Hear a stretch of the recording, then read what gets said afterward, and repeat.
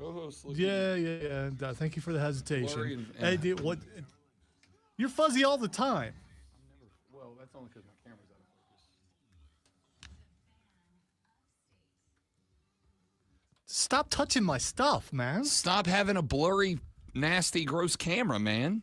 Maybe your glasses are dirty. I'm here for the betterment of everybody. And also, why do I only hear you out of one ear? Oh, there we go. It's because I didn't do it right. Welcome in, ladies and gentlemen. The Rob Brown Show's on your radio, and we are two crystal clear guys hanging out on the air and on the stream. Welcome in the foremost electrifying hours of sports talk entertainment that you will find anywhere. Start now. Last night I hosted BetMGM Tonight. And there were like three things that happened that we will talk about at various points throughout the evening. But I wanted to open with this because I liked it. First, though, we had a discussion to wrap up the show. Mario was not a huge fan. We'll find out how he really felt about it tomorrow when he joins the show. But Ryan Horvat, when we got to the end of the show, said, Rob Brown, I'd like to talk to you about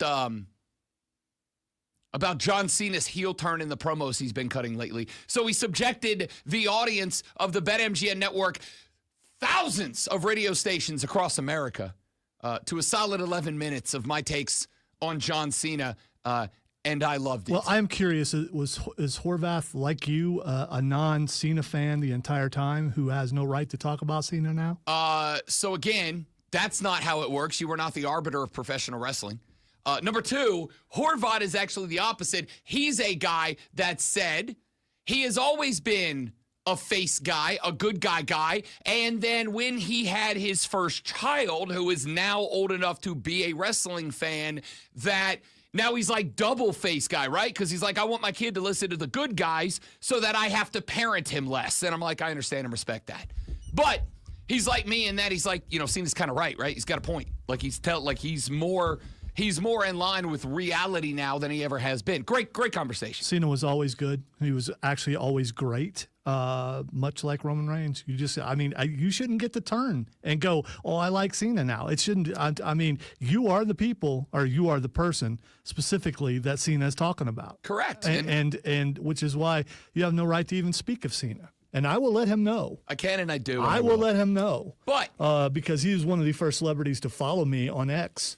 When I joined X. He also hilariously, I found out a couple of days ago, because I think John Cena just like follows a random number of people who interact with him every day. Also follows about 600 porn accounts on Twitter. Don't you try to downplay. I'm not downplaying. I was going to say poo-poo, but I ain't doing that. Don't you try to downplay the fact that Cena, and I believe it's a great follow. Even comment. And, it's one of those things where my daughter even said when she got on X and started to follow me that the first thing that shows up is other people that follow you, and it was John Cena. It's a great follow. It's a great follow, but he also follows like 600 porn accounts. So I'm just saying, like, how do you know that?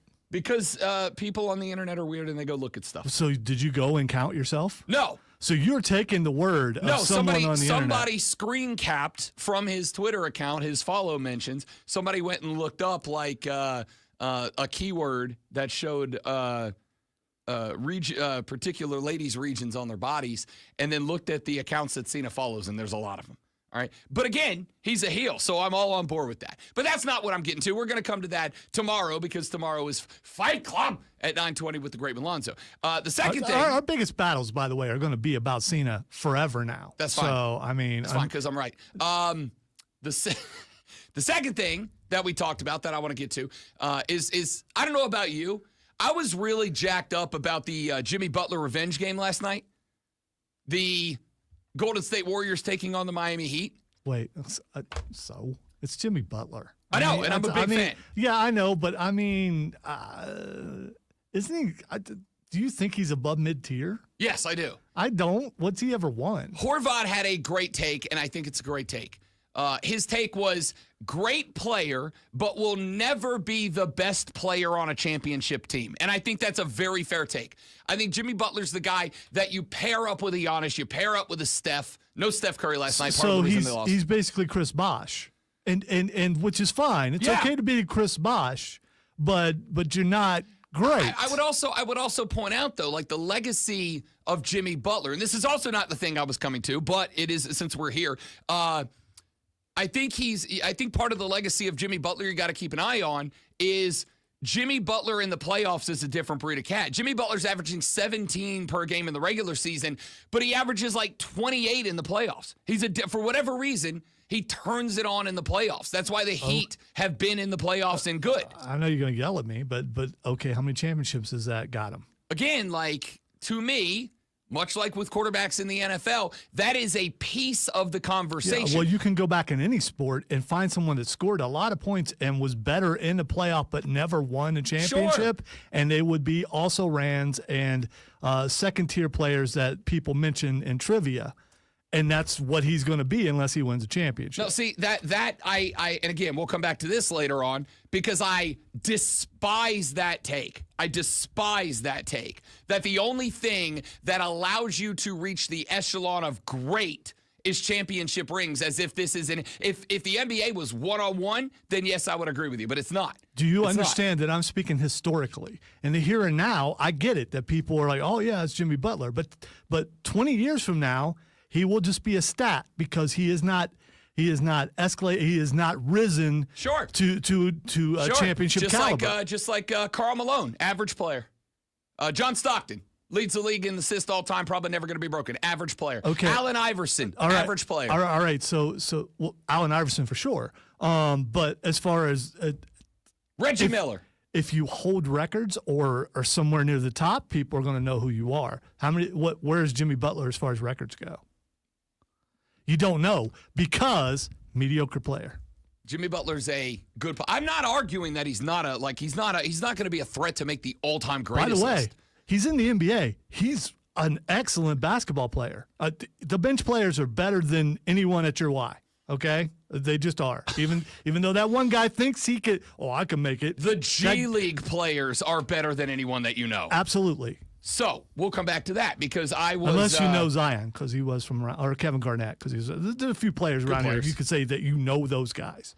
So I was all in. I was locked in on the revenge game last night, and I misread that entirely. And I want to talk about that because I think there's something. I think there's something to be said about that. But in the third hour of the show on BetMGM tonight, last night, and if any of you psychopaths were up that late listening to Sports Talk Radio. And are here this AM, you probably heard this. But we were having we were having story time with Ryan and Rob. We were just kind of like goofing off and talking about generic stuff. And Horvat like stopped the show and he's like, "Yo, actually, Rob Brown, I wanna ask you something." And I was like, "Yeah, fire away." And he goes, "If I come visit South Carolina, if I come visit the area, can I stay with you?" And I was like, "Whoa. Yeah, why?" Whoa. I was like, "Yeah, why?" And okay, all right, hang on. Like, same reaction. I was like, well, that's weird. I've never met Ryan Horvat in person. I've hosted, 100 shows with him. I'm on his show every single week. Like last night, I would have done a weekly guest spot with him, but I was hosting the show. And so Ryan and I text. We're buddies. Like we text back and forth in weekly, day to day. He's a great guy. I love Ryan, but I've never met him in person. It was just kind of out of the blue. It's a good move on his part. You save money. I mean, you don't have to pay for a hotel. Sure. I was like, yeah, Ryan, absolutely, buddy. I got an extra bedroom. Come on down. But can I ask what makes you say that? And he said, yeah. He said, the more that I am getting ready for football season right now, like the more, because Ryan's a football guy first and foremost, right? Like we talked a bunch of March Madness last night. And last night we opened the show with Russell Wilson's a giant now. It's Russell Wilson and Jameis Winston in the battle of who's going to give the better pregame prayer. I can't wait to watch this team next year with those two guys fighting for QB1. So we open with Russell Wilson, and then we had Stephon Diggs sign with the Patriots, and then we had a draft expert on. We talked draft. Like Ryan's a football guy first. And because Bradley Evans, the other host of that show on the regular, is a college basketball guy above all else, and he's the lead on that show. Like, it's been a college basketball show for like 2 months now. And so when I showed up last night, Ryan was like, dude, I'm jacked you're here. I get to talk more football than basketball. I was like, yeah, let's go. So we got to talking some college football yesterday. And Ryan said, the more it is that I watch, the more that I start getting prepped, the more I'm following. We got spring practice firing up around the country for college football programs right now.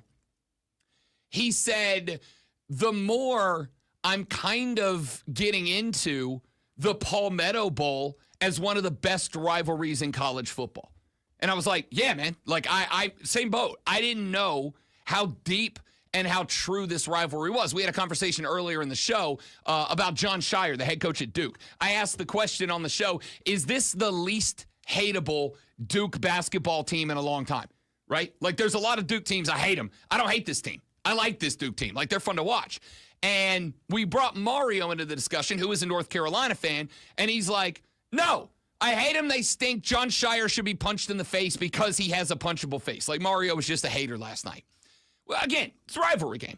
So we were talking about that, and he said, the more I've paid attention from the outside in, the more I've had you on this show. Ryan Horvath listens to us every single morning. He goes on a jog because he's one of those people that, like, is in shape and healthy and cares about his fitness and whatnot.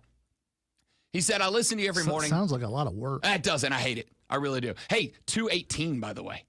2:18 is of this morning. He said, I listen to you in the morning. Braggart.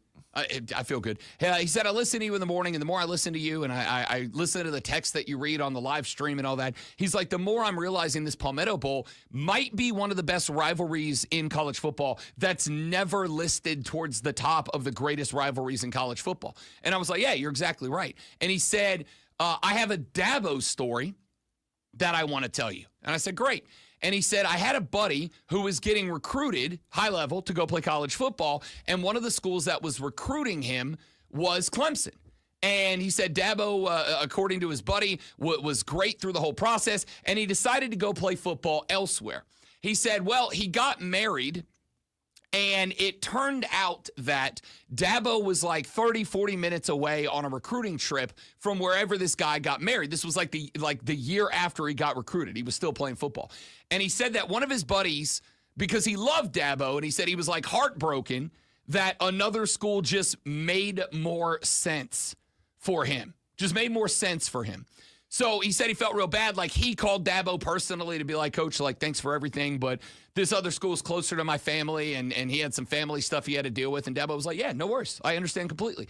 He said, so his buddy wrote Dabo Swinney and was like, hey, this guy's getting married. He loved you. He said you were a big influence on him through the recruiting process and made him want to be a better player and blah, blah, blah. Could you, like, send him an autograph or something and congratulate him on the wedding? And he said Dabo Swinney just showed up at the wedding. Like, he just happened to be in the hood, and he showed up and stayed the whole time. Like, talked to the guy like he was BFFs with him. And Ryan was like, I really, really like Dabo Swinney. I've got all these stories that I've gathered in this broadcasting career, and I really like this guy. And I'm like, oh, that's cool, man. So you want to come down and go to Clemson? He goes, no. I want to come down and watch Lenora Sellers play because that guy's winning the Heisman next year, and I want to watch him beat Clemson. That was very loud. I was not prepared for it, and also very appropriate in the moment. Ryan Horvath told me he has already got a ticket out on Lenora Sellers to win the Heisman Trophy next year and wants to come down for the Palmetto Bowl, wants to come down for the rivalry game, wants to do the show. He was like, I'll come in and host your show with you one day if you'll let me. I want to come down, and I want to go to Clemson, South Carolina, A, so I can see it, because I've heard it's a wonderful rivalry, and B, because I think Lenora Sellers is going to be, and I'm going to paraphrase, but I'm getting pretty close to the quote, because I believe Lenora Sellers is going to be the best quarterback in college football next year. Quote, end quote. The hype is real, dude. The hype is real. This was on March 25th. We are well north of 100 and whatever days left until the college football season kicks off, and the host of a nationally syndicated network is telling me he has already got Lenoris on a ticket to win the Heisman, believes he's going to be the best quarterback in college football this season, wants to come down and watch him play just so he can see. He wants to see both campuses. He's like, I want to go over and I want to see Columbia. I want to go to Clemson, 2 schools I've never gotten to go to. I want to tour the stadiums. I want to do the whole thing. And I'm like, well, you know a guy who knows a guy can make that happen. He goes, and I want to see Lenora Sellers play in person because I'm a believer, and I think he's going to be the best quarterback in college football this year. It's March 25th. We're talking college football, and my man hosting a nationally syndicated program is all in on pimping the Gamecocks as a contender this year. Yeah, Clemson fans are sticking their fingers in their ears right now, going Tiger, Tiger, Tiger, Tiger, Tiger, Tiger, Tiger, Tiger, Tiger, so they don't hear anything that you just said. Tiger, Tiger, Tiger, Tiger, Tiger, Tiger, Tiger. That's what I'm going to do from now on when somebody says I don't want to hear something. Tiger, Tiger, Tiger, Tiger, Tiger, Tiger, Tiger. That's Ed. That's more of an Ed Orgeron thing, though. Tiger, Tiger, Tiger, Tiger, Tiger, Tiger, Tiger. Well, it could be. Go Tigers. Could also be a Tiger Woods fan. I don't know. A lot of Tigers out there. Could be a Tony the Tiger. I don't know. Tiger, Tiger, Tiger, Tiger, Tiger. I want Ed Orgeron back in football just because I feel like I'm wasting my number one impression. Ed Orgeron. Yeah, because it's been a couple years, so now people just think, what's that weird thing that you're... Yeah, now more people think I'm Farmer Fran from The Water Boy than real life Farmer Fran Ed Orgeron. Yeah, you're too... we can understand what you're saying. Farmer Fran, a little bit harder to understand. There you go. There you go. All right, we got a lot we got to get to. I just wanted to bring that up because my guy, Ryan Horvat, on March 25th, laid out Lenoris for Heisman and the Gamecocks as a playoff contender in the SEC next year. Boy, howdy, college football can't get here fast enough. However, we are 30 hours and 44 minutes away from Major League Baseball opening day. I got to wait till 3 p.m. tomorrow for first pitch. That hurts my feelings, but I'm willing to do it. So we're going to talk AL and NL today. We'll do previews of the divisions. I'll give you my World Series picks. I'll give you my NL and AL MVP, Cy Young winners, etc. That's coming up later on in the show. Obviously, as mentioned, we got to talk NFL because we had a couple of big moves go down last night. We're going to break down how they impact the league as a whole. We got to talk some college basketball. I was thinking about it last night. Do you understand? If you're in the tournament because you want entertainment, not great basketball, there's some really, really, really interesting possible future matchups in the tourney. We're going to talk about that and more. It is the great one, Lonzo, crystal clear on the stream this morning. It is me, Rob Brown. You are listening to The Rob Brown Show. You are listening to the Fan Upstate.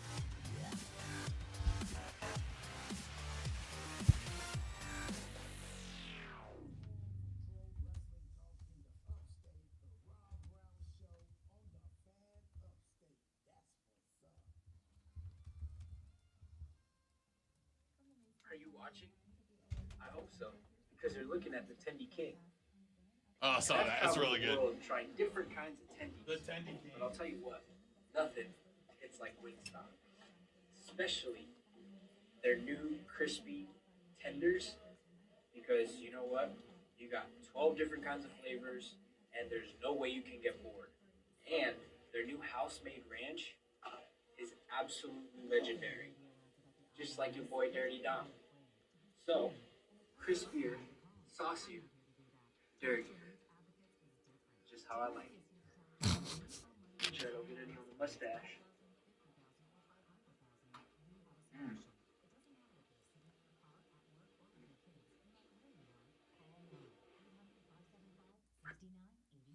Crispier, saucier, dirtier. Okay. Okay.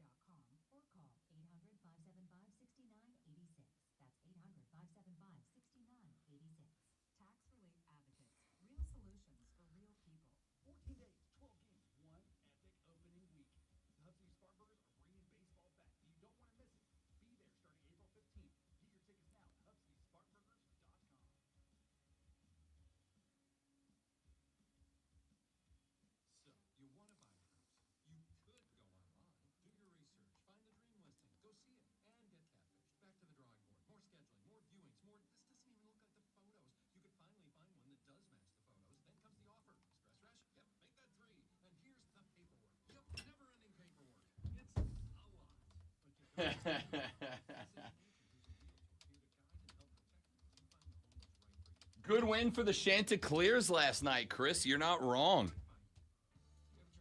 The Cox and the Tigers both took an L last night on the Diamond. Shocking midweek couple of L's. But good win for the Chanticleers. We'll bring that up. Glad you brought that up.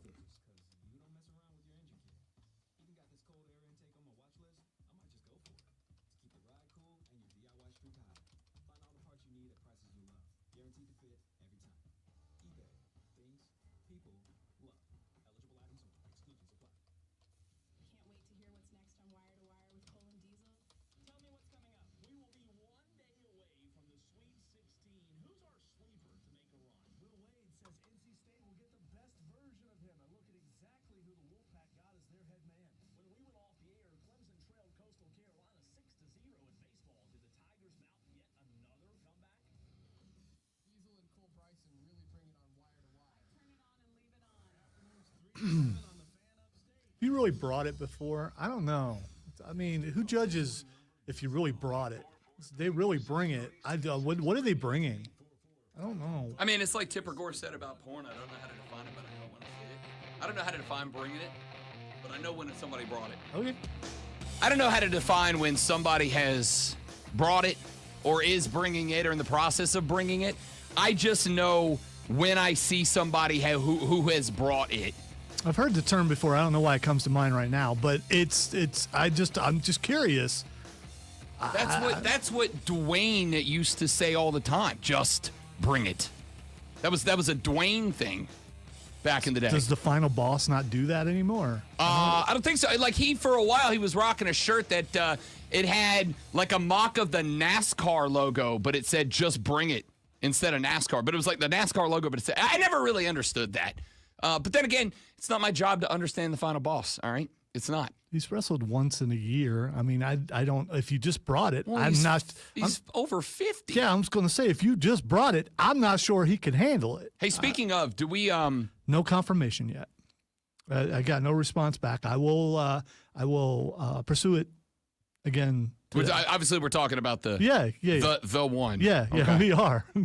Lonzo and I may, hopefully, fingers crossed, fingers, toes, and all available appendages crossed.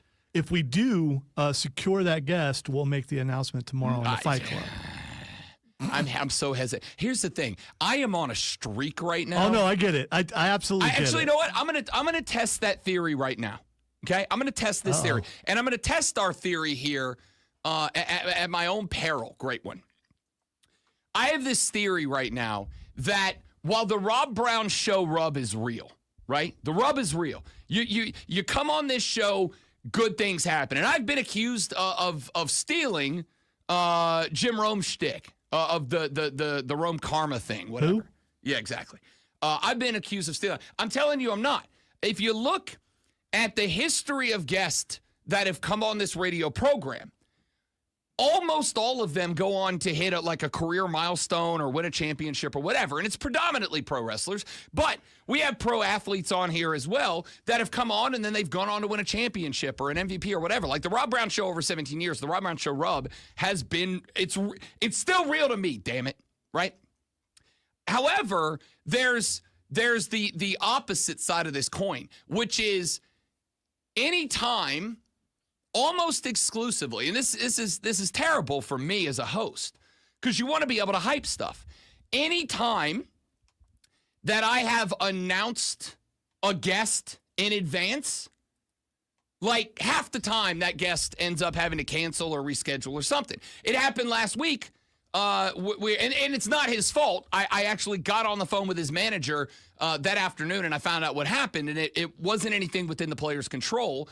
And I will be, and I'm testing the theory here, making up for it today, because last Wednesday, the Great One and I were supposed to sit down and interview new Carolina Panther running back Rico Dowdle, who comes over from the Dallas Cowboys. He's an Asheville guy, played his ball for the Cox.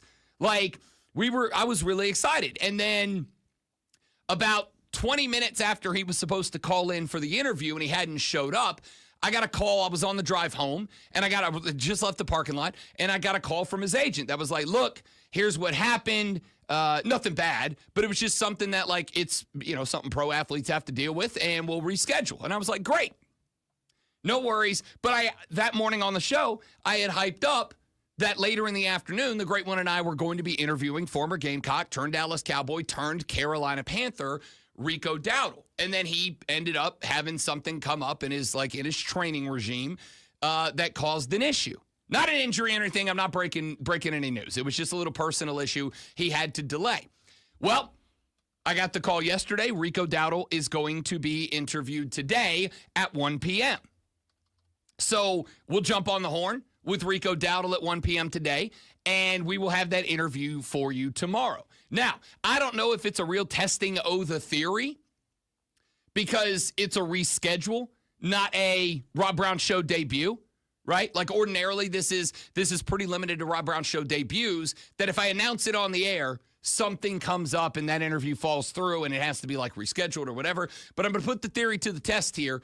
We are at 1 p.m. today interviewing Rico Dowdle, new Carolina Panther running back, and we will have that interview for you tomorrow on the show. I'm actually really excited about it because Rico Dowdle had a good year last year, over 1,000 yards rushing, just 3 touchdowns, 5 if you include the receiving touchdowns.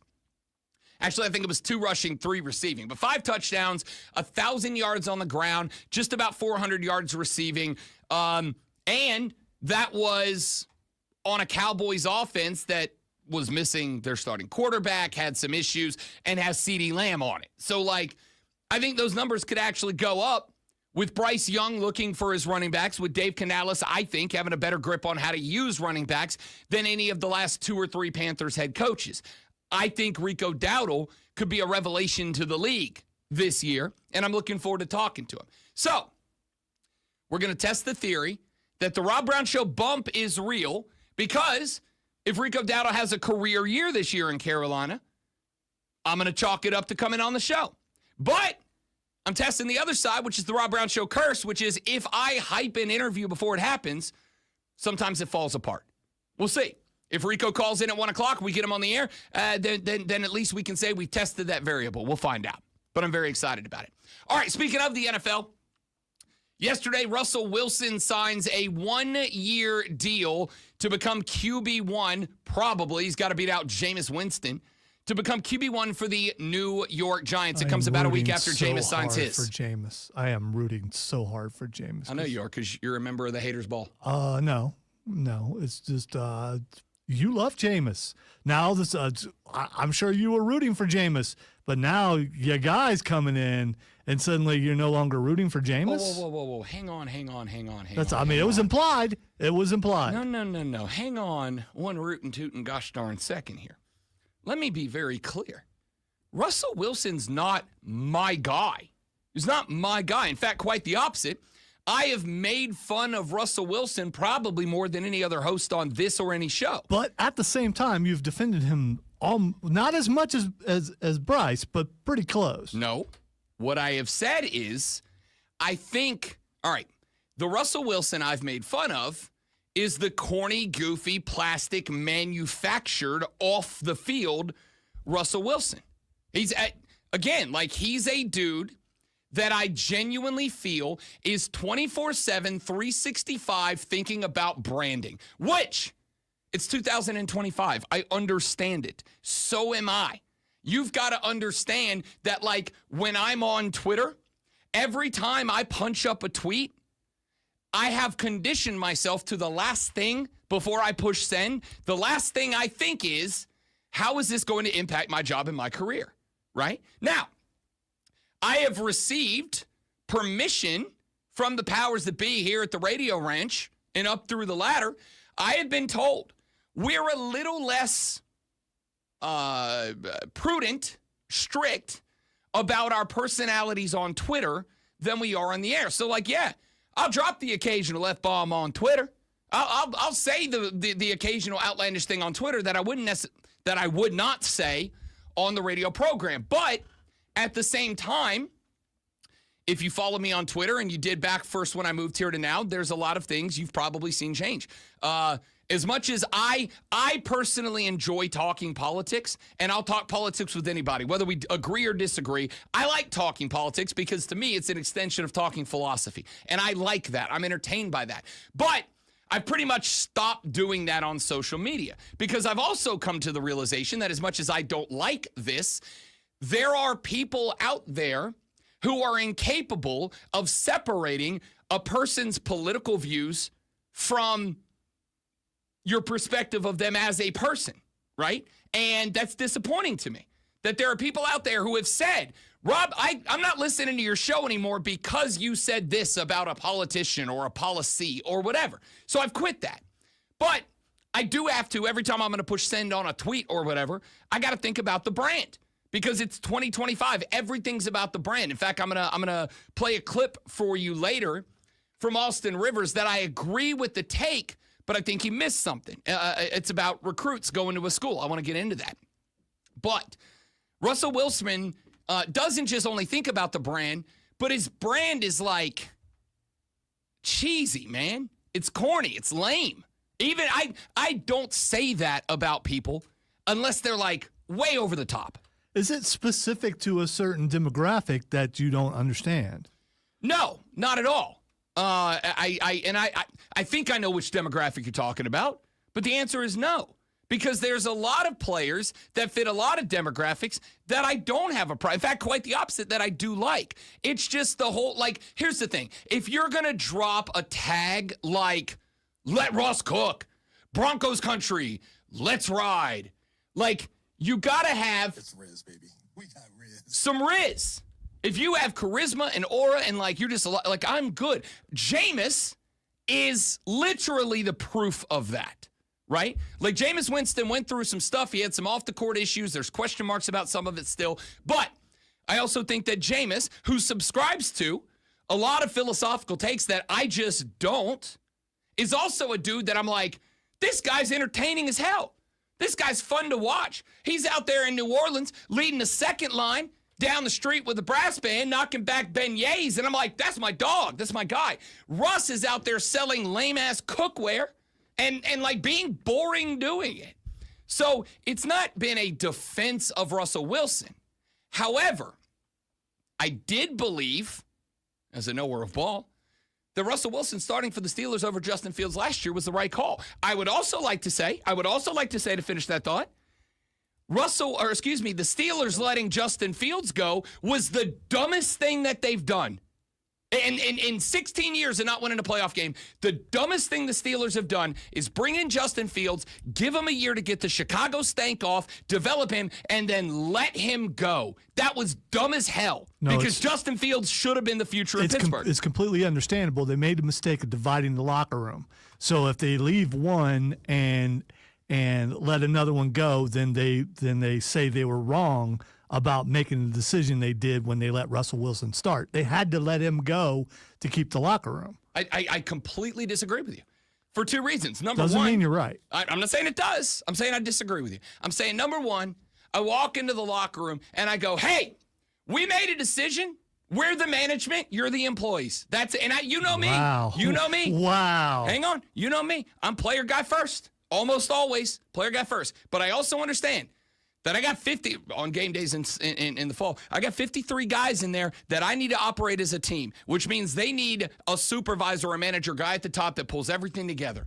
And that guy, head coach, general manager, as a crew, need to be able to walk into a locker room and go, we made a decision that we believe was best for the team. And if that's a problem for you, you can follow Justin and get the hell up out of here. Okay? You can go too. Justin Fields and this is how I'd phrase it to the team. In our opinion, things went so bad for Justin Fields with the Chicago Bears, we wanted to give him a year on the bench to get that experience out and give him the Pittsburgh Steelers experience to be the best quarterback he could be. We believe we have done that, and he's our starter this year and made that the move. That wouldn't work because he started and he won. If he had stayed on the bench the entire time, what you just said would have worked. But because he started and was winning and then got benched, that's what helped divide the locker room. Maybe so. Because if Mike Tomlin never had a losing season. If Mike Tomlin's this great leader that he's supposed to be at Pittsburgh, he should be able to walk in the locker room and go, I know some of you do not approve of how we handled Russell Wilson and Justin Fields last year. That's irrelevant. You're not the coach I am. And if that's a problem to you, there's the door. You can go too. That's manageable, in my opinion. They made a mistake, and now they lost Russell Wilson and Justin Fields. You know who that means? The Pittsburgh Steelers are going to have a quarterback next year? It's only a mistake because you know who's coming and you don't like him. That's why it's a mistake. Justin Fields or Aaron Rodgers right now? Who are you signing? Aaron Rodgers. For right now, No. I'm signing Aaron Rodgers. Yeah. Justin Fields is the future. You think I'm just because he's from Ohio State, I was going to pick him automatically? No, I'm going with Aaron Rodgers because Pittsburgh needs just a little bit more at quarterback, and they would have went further last year.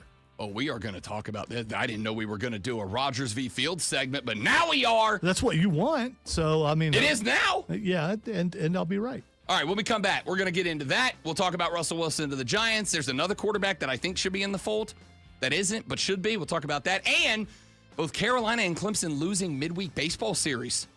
Games last night. We'll address that and more coming up on the Rob Brown Show on the Fan Upstate. Hey, man, I got to pee. I don't know what you're doing. Where was your clip? You have a clip. I'm too nervous to find it. Because you think you're going to pee? No, I don't know. It's a long walk for me. That's fair. Actually, give me 30 seconds, guys. I'm going to get a water. Stay right there.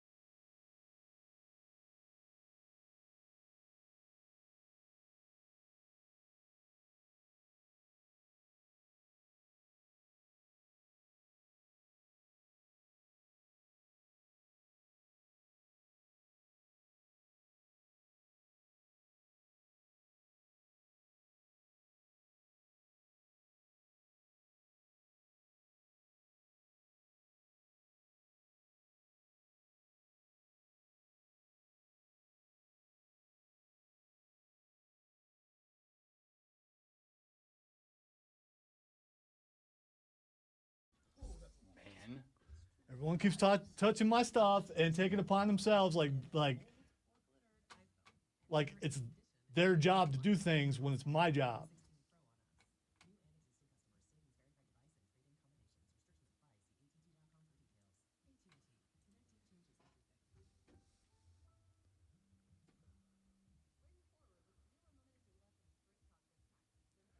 They're not though, Zach, because they're in the playoffs every year. Is Dallas in the playoffs every year? I don't know. Are they? Maybe they are.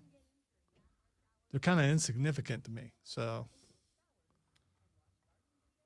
They have accomplished the exact same thing over the past 16 years. Nothing. what would they, if they accomplished something, I'll tell you what would they have done? This would Are bother you me- saying if they won a This championship? would bother me less if we didn't make such a big deal out of the no losing seasons thing. If that wasn't like a big storyline annually, then I probably would care less. But because we hype them up every year, oh, no losing seasons under Tomlin. Well, Okay. You should blame your people. They're the ones that do it, not him.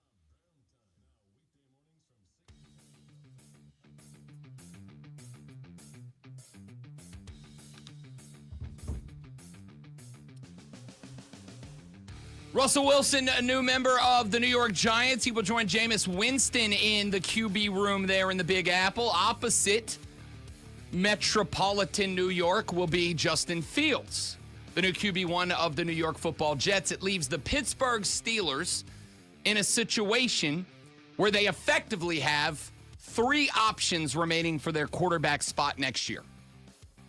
Option number 1 is they go draft a quarterback, but that is going to require one of 2 things.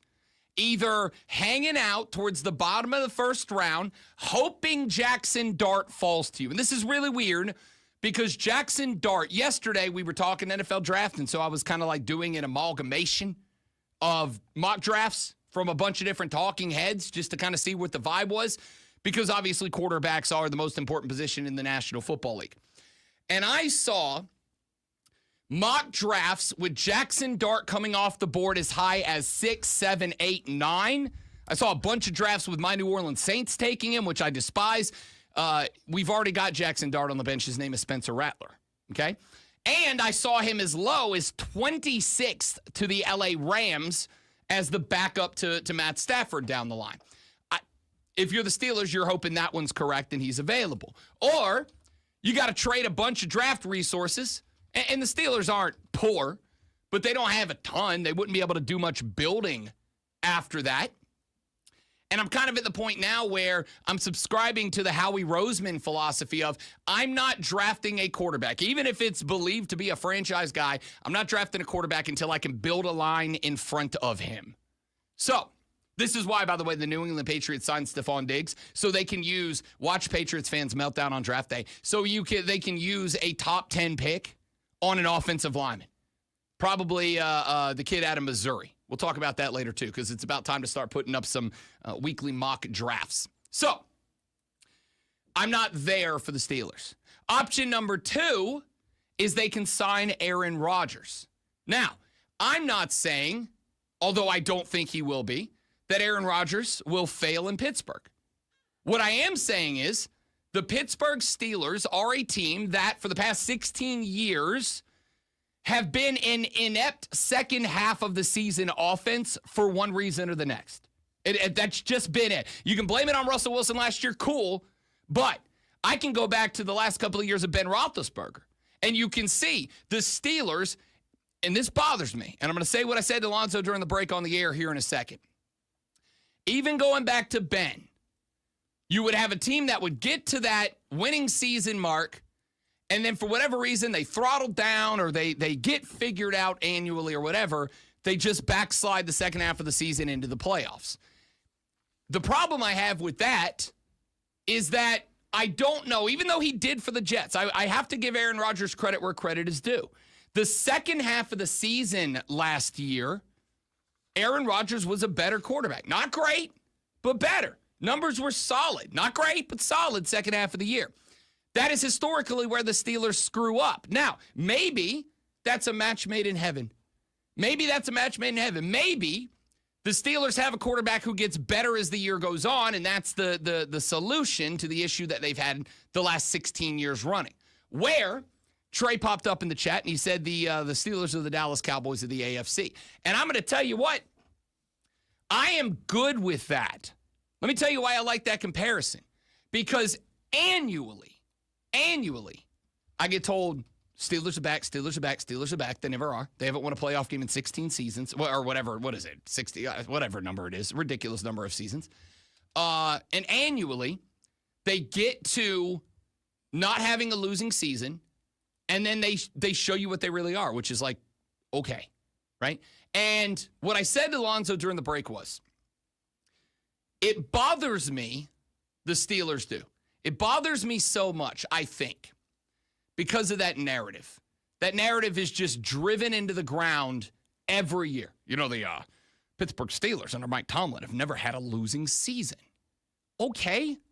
And what has that done? Which is why you can't compare them to Dallas, because they have, including last year. So, I mean. I think the comparison is that I finally found a team that you just don't like, which is, and I don't know that you dislike the team, but you dislike the narrative, and you're blaming the team for the narrative.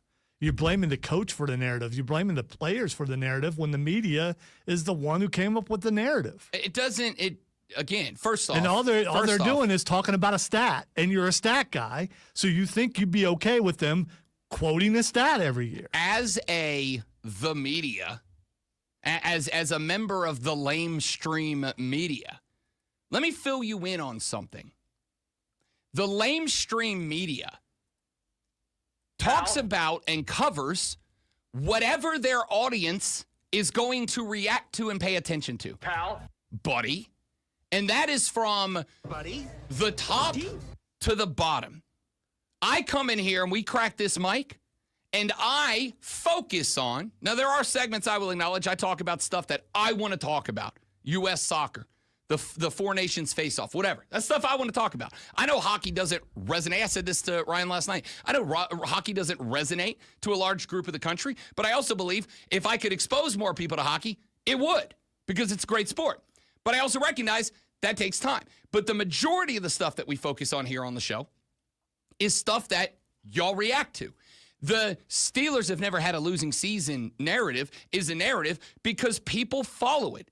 Steelers fans follow it as if it matters, as if it means something, and the rest of the country follows it because they get exhausted by it. Doesn't matter why you click on it. It matters that you click on it, and it is clicked on. Wow, you talk for the rest of the country. Way to go, you. I've been doing this 17 years. I know how the game works. Uh-huh. I'm sorry, I just do. I understand how to get attention. It's my job, literally. You talk about, you focus on, you write about, you cover that which fans react to. It's all that matters. It's the brand, baby. So, I think that's why this whole thing about the Steelers bothers me. I think the other thing is, I look at decisions that have been made by that football team for the past couple of years, and I see a football team, much like the Dallas Cowboys, that just continues to find new and impressive ways to go against their own interest. New and impressive ways to go against that which would make their ball club better. So, when I talk about, I have given you two of the three possibilities for what the Steelers could do for quarterback next year, because they are in the playoff picture right now. They are good enough to be a playoff team. The third thing they could do, and I'm going to get to this later, I don't know if it'll be today or when we get closer to the draft. I think the San Francisco 49ers should trade Brock Purdy. I don't know if that's a hot take or not. He's got 1 year left on his deal. They're paying him $5 million. He is going to get, from somebody next year, a major contract. I would trade Brock Purdy for a king's ransom right now. The problem is there's really only one team left that needs a guy, and it is the Steelers, and I don't know that they would go make that move. But that is the option. That is an option that is on the table for that team. Like I said, to me, the Steelers screwed the pooch. And the Steelers screwed the pooch because Justin Fields was already in the locker room.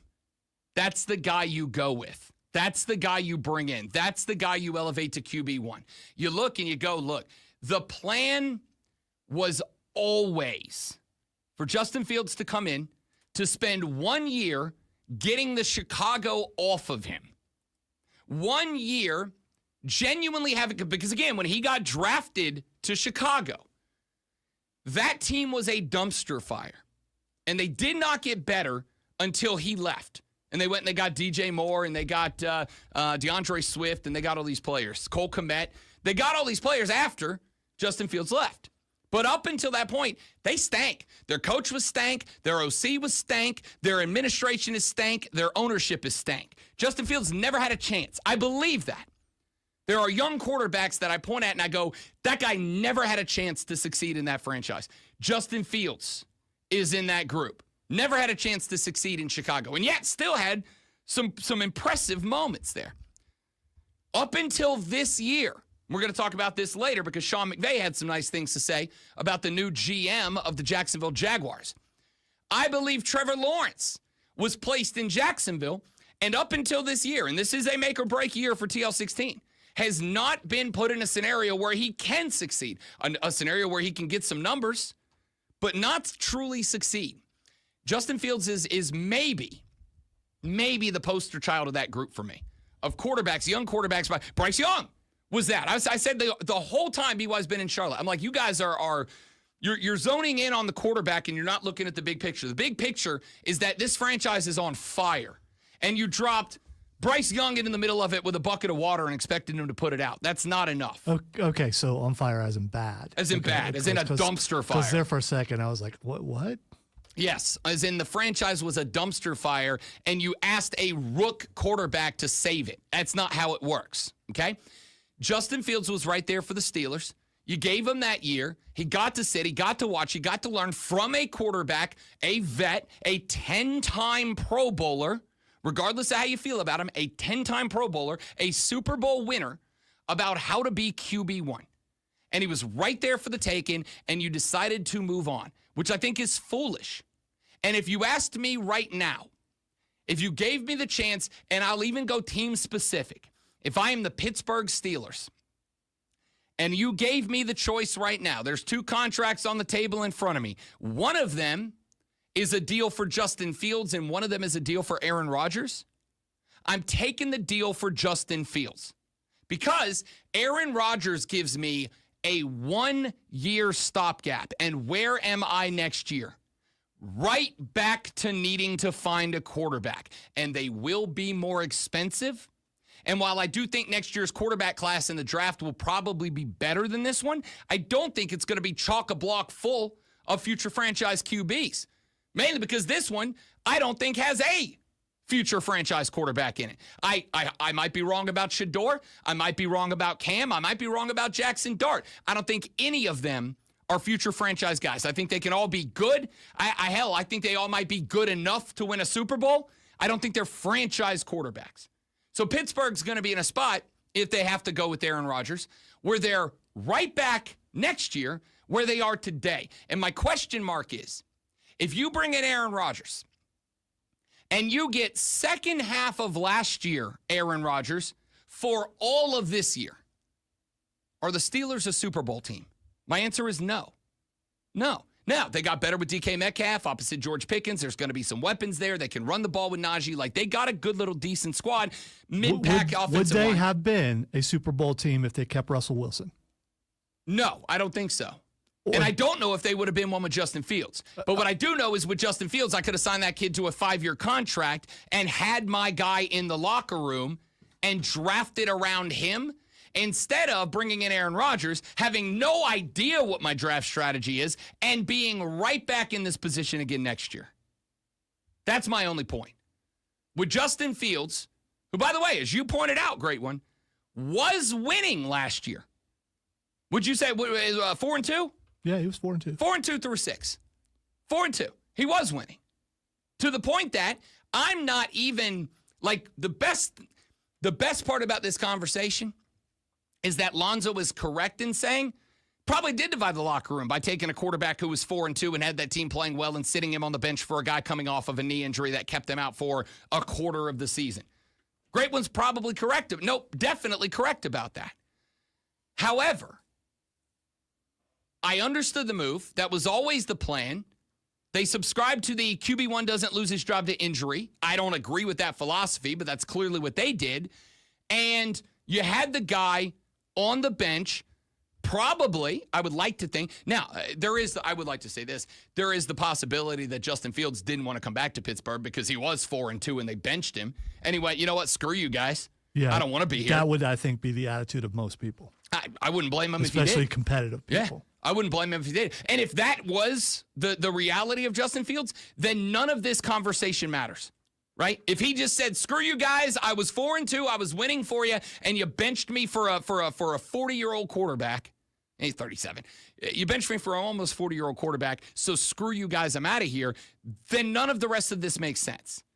But it's like, if I was the Steelers, I would have groveled. Reports, the Steelers made him an offer which was the same as the Jets, but he went to the Jets anyway. I would also say this. I would too. Because even though the Jets have been historically a dumpster franchise, I like Aaron Glenn, their new head coach. They have a ton of young offensive skill talent around them. And remember, this was before DK Metcalf came to the Steelers. They were bringing back George Pickens and who else? I actually would have made the same decision as Justin Fields, so I respect him for that. I have a major question before we go to so which stank is more stank, Chicago stank or Jet stank? That's a real good question about stankiness. I would say based on up until this year, and we'll find out. Up until this year, honestly, I think I would have said Chicago stank. I really do. I think the problem in New York, specifically the last 2 years, wasn't the head coach. And Chicago would absolutely, without a question, was. Now, with Ben Johnson, the Chicago offensive coordinator, or Detroit offensive coordinator, Aaron Glenn, the defensive coordinator for the Lions, now it's a foot race.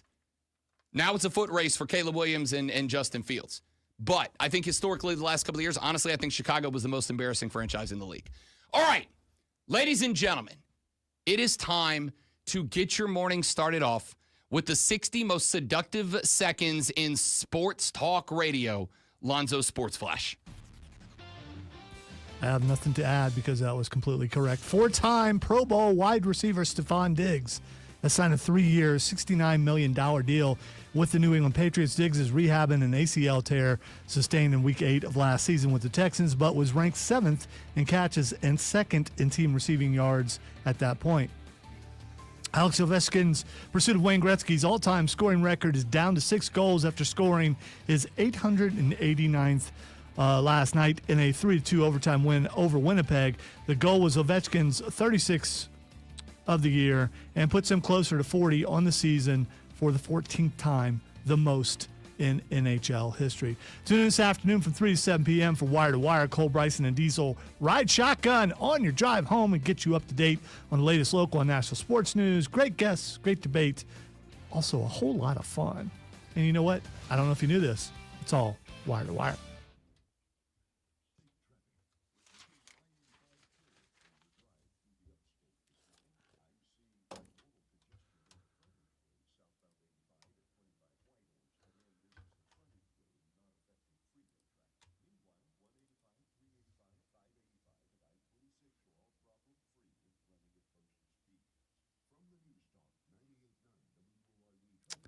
See, I think Jet Stank is worse.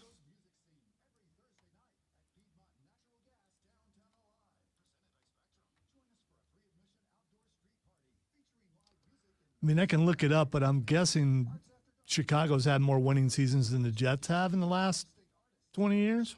Again, I can look it up in a minute, and I will, but...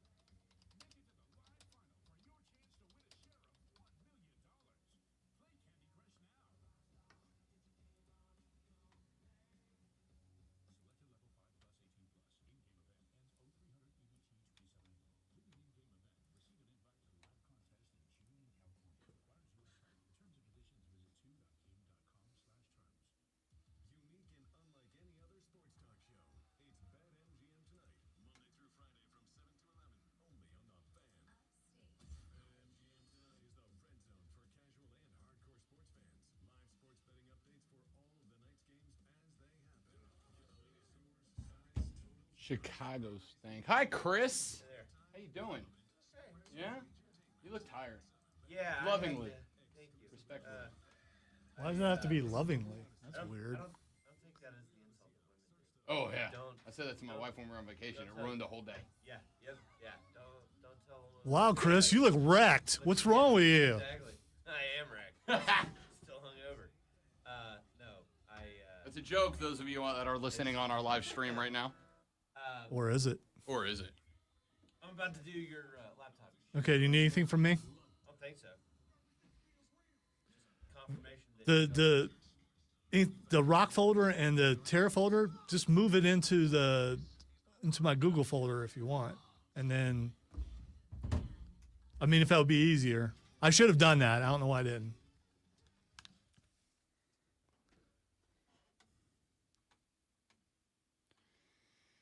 And off we go into hour number 2.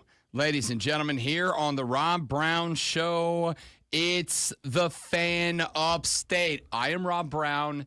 He is the great one, Lonzo. We are absolutely elated to have you along with us this and every weekday morning from 6 until 10 a.m., the Wednesday edition, rolling on this a.m. We've been called worse repeatedly. You stay classy. We got a lot we got to get into coming up later on the show. Sweet 16, we'll make our picks for the next 2 days. By the way,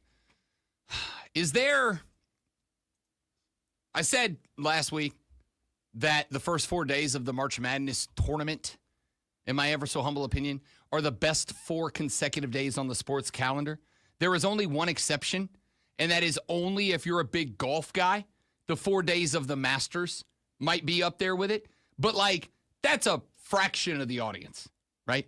The majority of us, the first 4, and I'm a big golf guy. I throw a Masters party annually. The first 4 days of the March Madness tournament. Why don't you go to the Masters? Because I, A, don't know anybody that has passes, and B, am a poor. That's surprising as a 1%er, or maybe former 1%er, as you've tried to make it out to be. You would think there would be some connections there. You would think.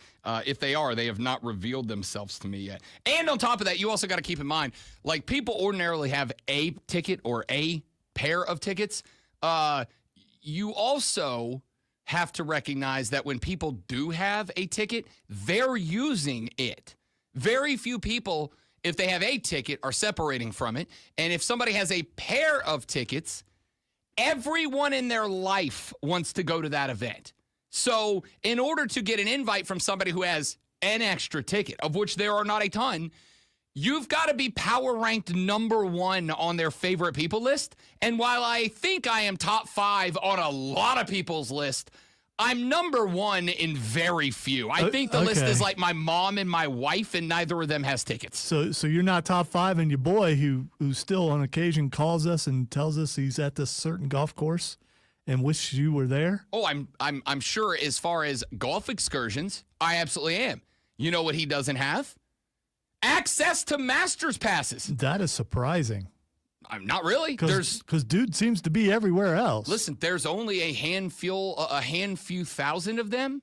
And as the over the years, the popularity of the Masters as an event that has become, I blame Tiger Woods for this, as golf became more mainstream and accepted, more and more people want to go. And now you're at a point in time where you have thousands of influencers who are in the market to buy tickets and can afford more expensive you can pay more for a ticket than I can, who want to go there just so they can film themselves in front of the in front of the clubhouse before they turn in their phone to go onto the course. I was going to say, I didn't think they could do that because of the No, but you phone can be there, and you can go in and you can come out and talk about it. Now, I will tell you,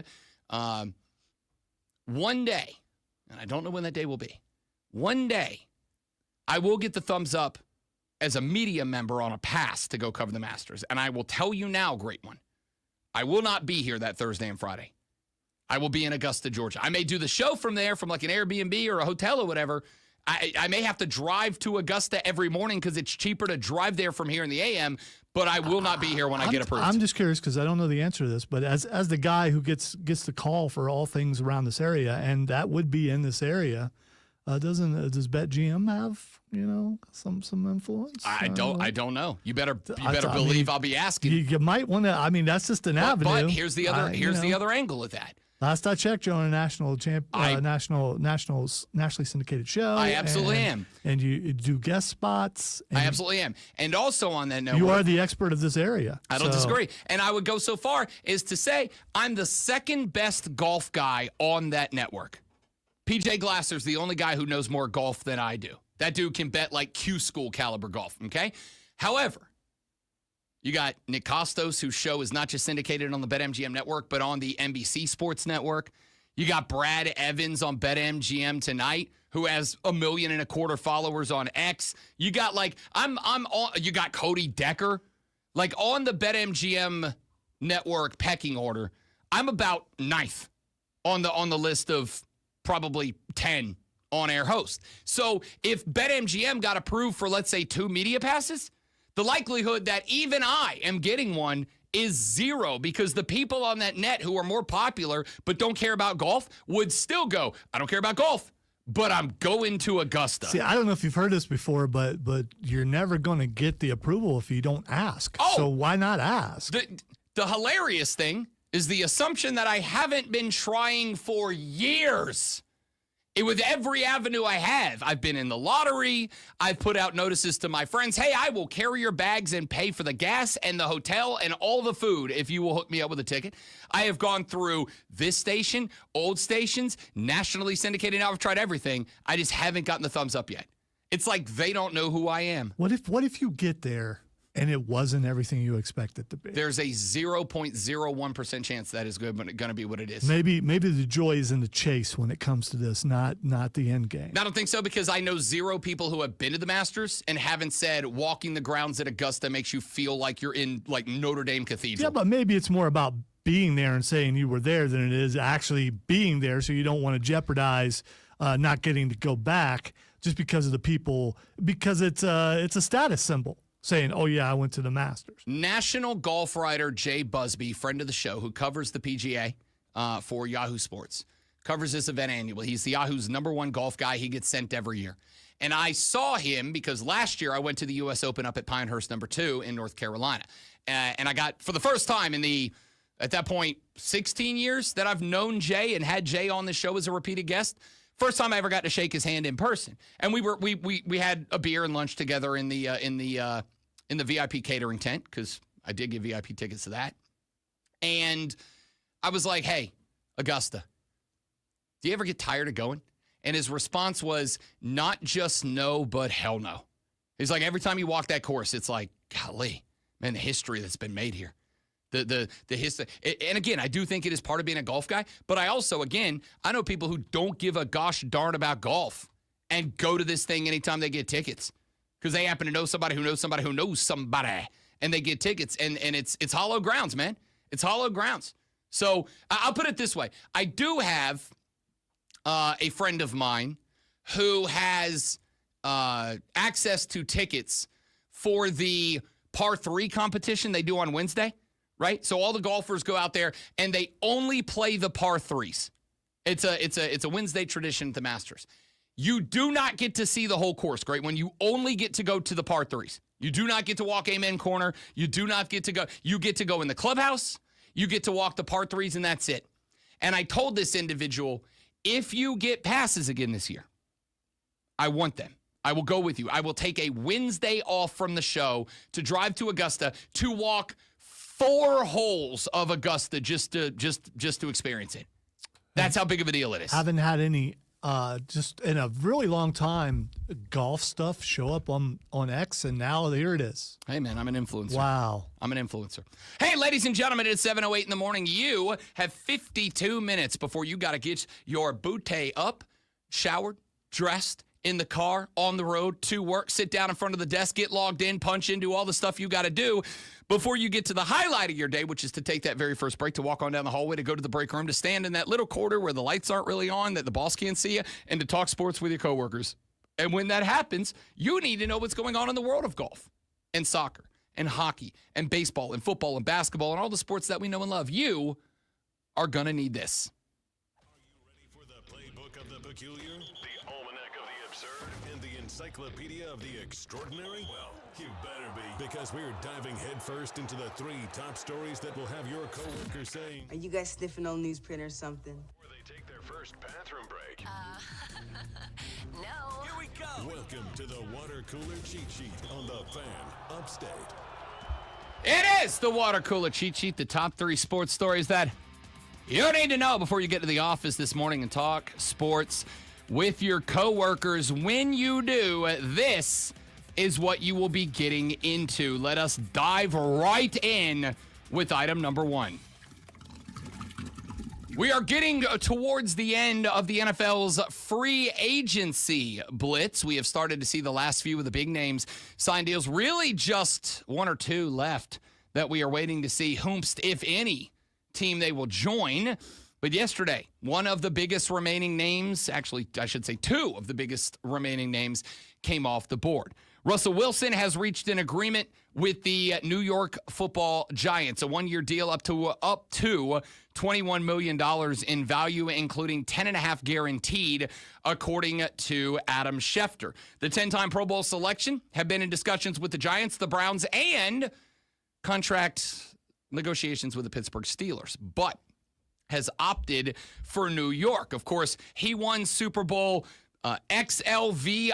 I'm going to say 38, I think is right. 38? Let's say 38. XLVII in MetLife. I still don't know. I should learn say, Roman even if I did know, I wouldn't say it because you're having so much fun trying to figure it out.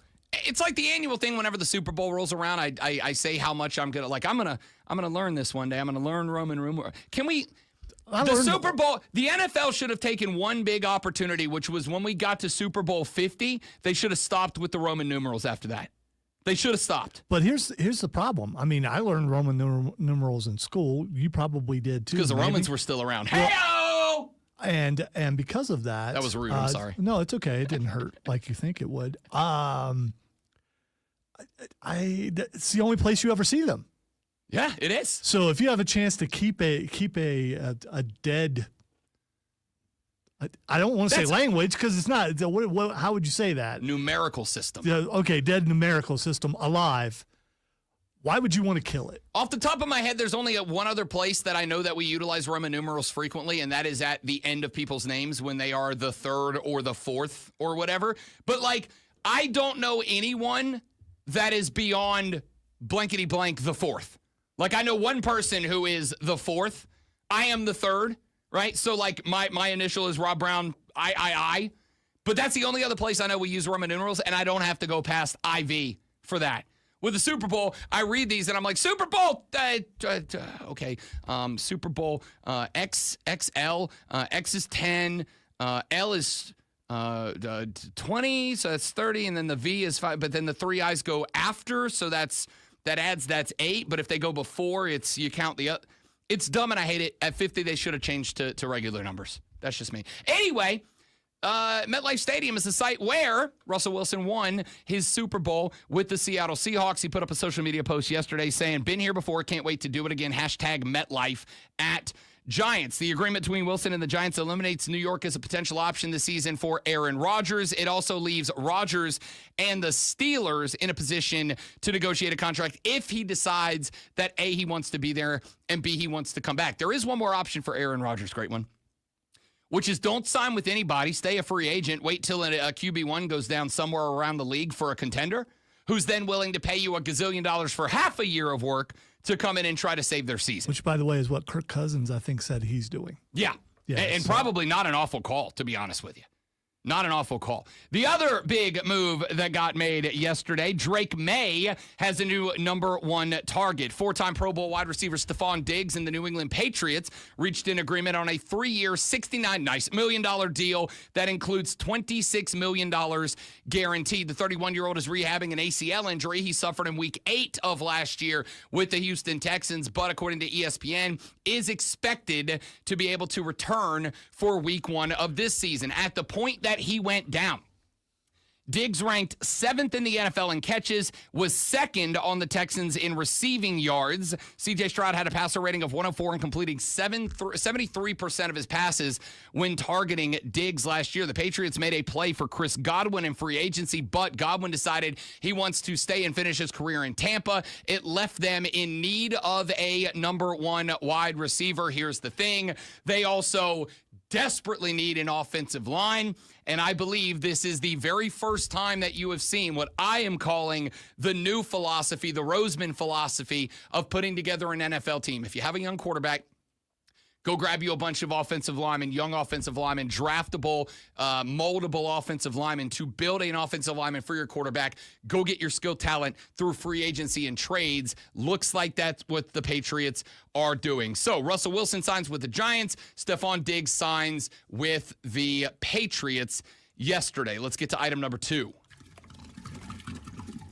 Alex Ovechkin hit a snipe shot wrister from the left circle yesterday, his 889th goal of his career, now 6 away from breaking Wayne Gretzky's NHL record. Hit the tying goal in the third period of what will become a 3-2 loss to the Winnipeg Jets in the extra season. It was Ovechkin's 36th goal of the season, on pace to hit 40 goals for the 14th time in his career, which is the most in league history. He holds the record already with 13, on pace to get to 14 and elevate that record. He did this despite a broken freaking leg earlier in the season that caused him only to miss a couple of weeks. But Avi gets another one last night, just 6 more remaining. And if you haven't already, you better start making Washington Capitals games must-see TV on the television schedule. Let's wrap it up with item number 3. Couple of interesting games last night. The South Carolina baseball team dropped a series on the road, dropped a series against Oklahoma at home last weekend. Took a 5-8 L in the opener, got an 11-5 revenge game on Saturday. On Sunday, an extra innings 5-6 loss in 10. They went and got a game over the College of Charleston. They took on Arkansas in a 3-game set, got swept by the Razorbacks, and then last night in a neutral field site up in Charlotte, North Carolina, they took on the UNC Tar Heels and took another L. South Carolina coming a little bit untied, unglued on the diamond right now.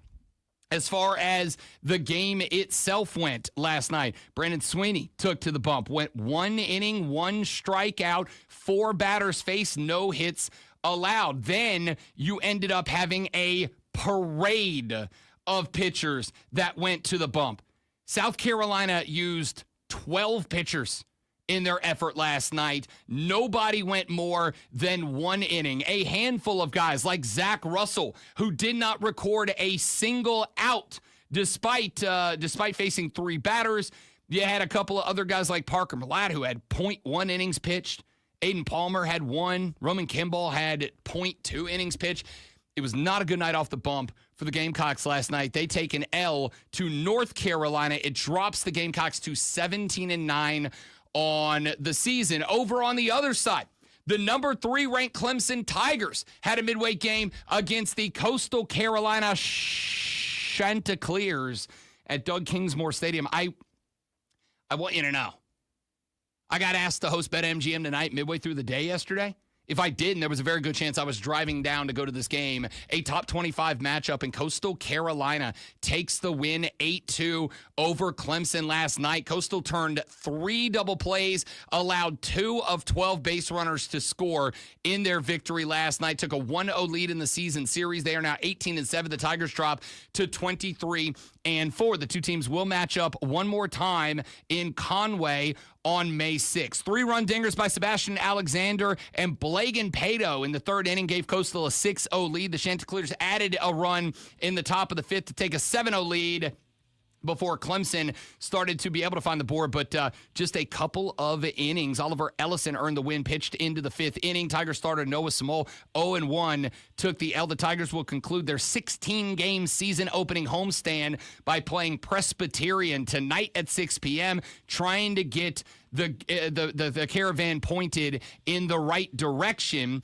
before they end up starting, or I should say jumping back into ACC play moving forward. Just 4 losses, not a time to push the panic button for Clemson, but they do have a decent Georgia Tech squad lined up over in Atlanta in a 3-game set this weekend. We'll check in on the Diamond next week on the show. But both Coastal and Clemson, both South Carolina and Clemson taking midweek L's last night. All right, we got a lot more we got to get into as the show rolls on. The Rob Brown Show, Rob Alonzo and you. It's the Fan Upstate.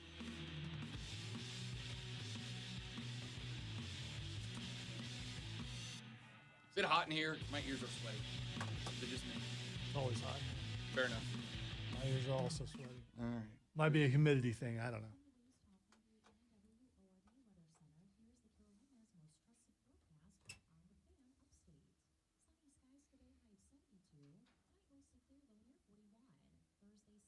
We'll be back.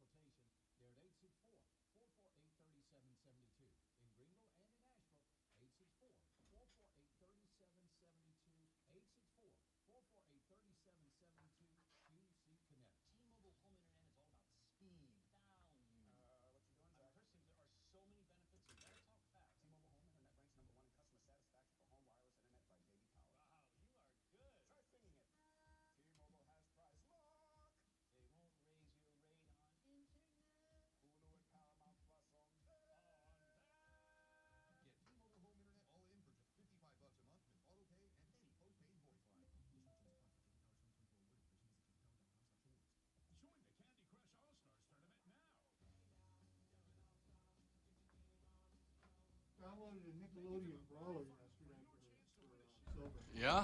Any good? It's got SpongeBob, Patrick, some robot girl. Some robot girl? Raven knew who it was. It's got Ren and Stimpy, Turtles. Ren and Stimpy is still in the catalog, huh? Start off with SpongeBob, you have to unlock everybody else. So we had fun with it for a while.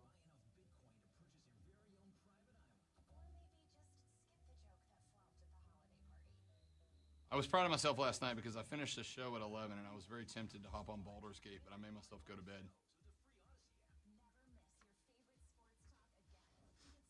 Yeah, because you start playing that game, you don't realize Yes, correct. where you're at or what time it is. I played Sunday. I was like, I'm going to play for 60 minutes. And like 3 hours later, I was still going.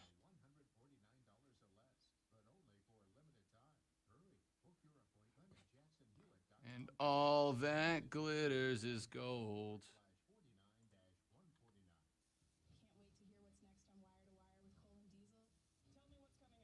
The Tendy King.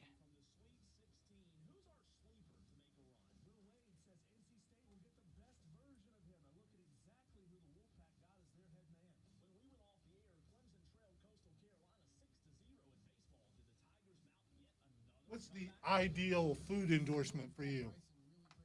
Popeye's chicken. That's not even a discussion for me.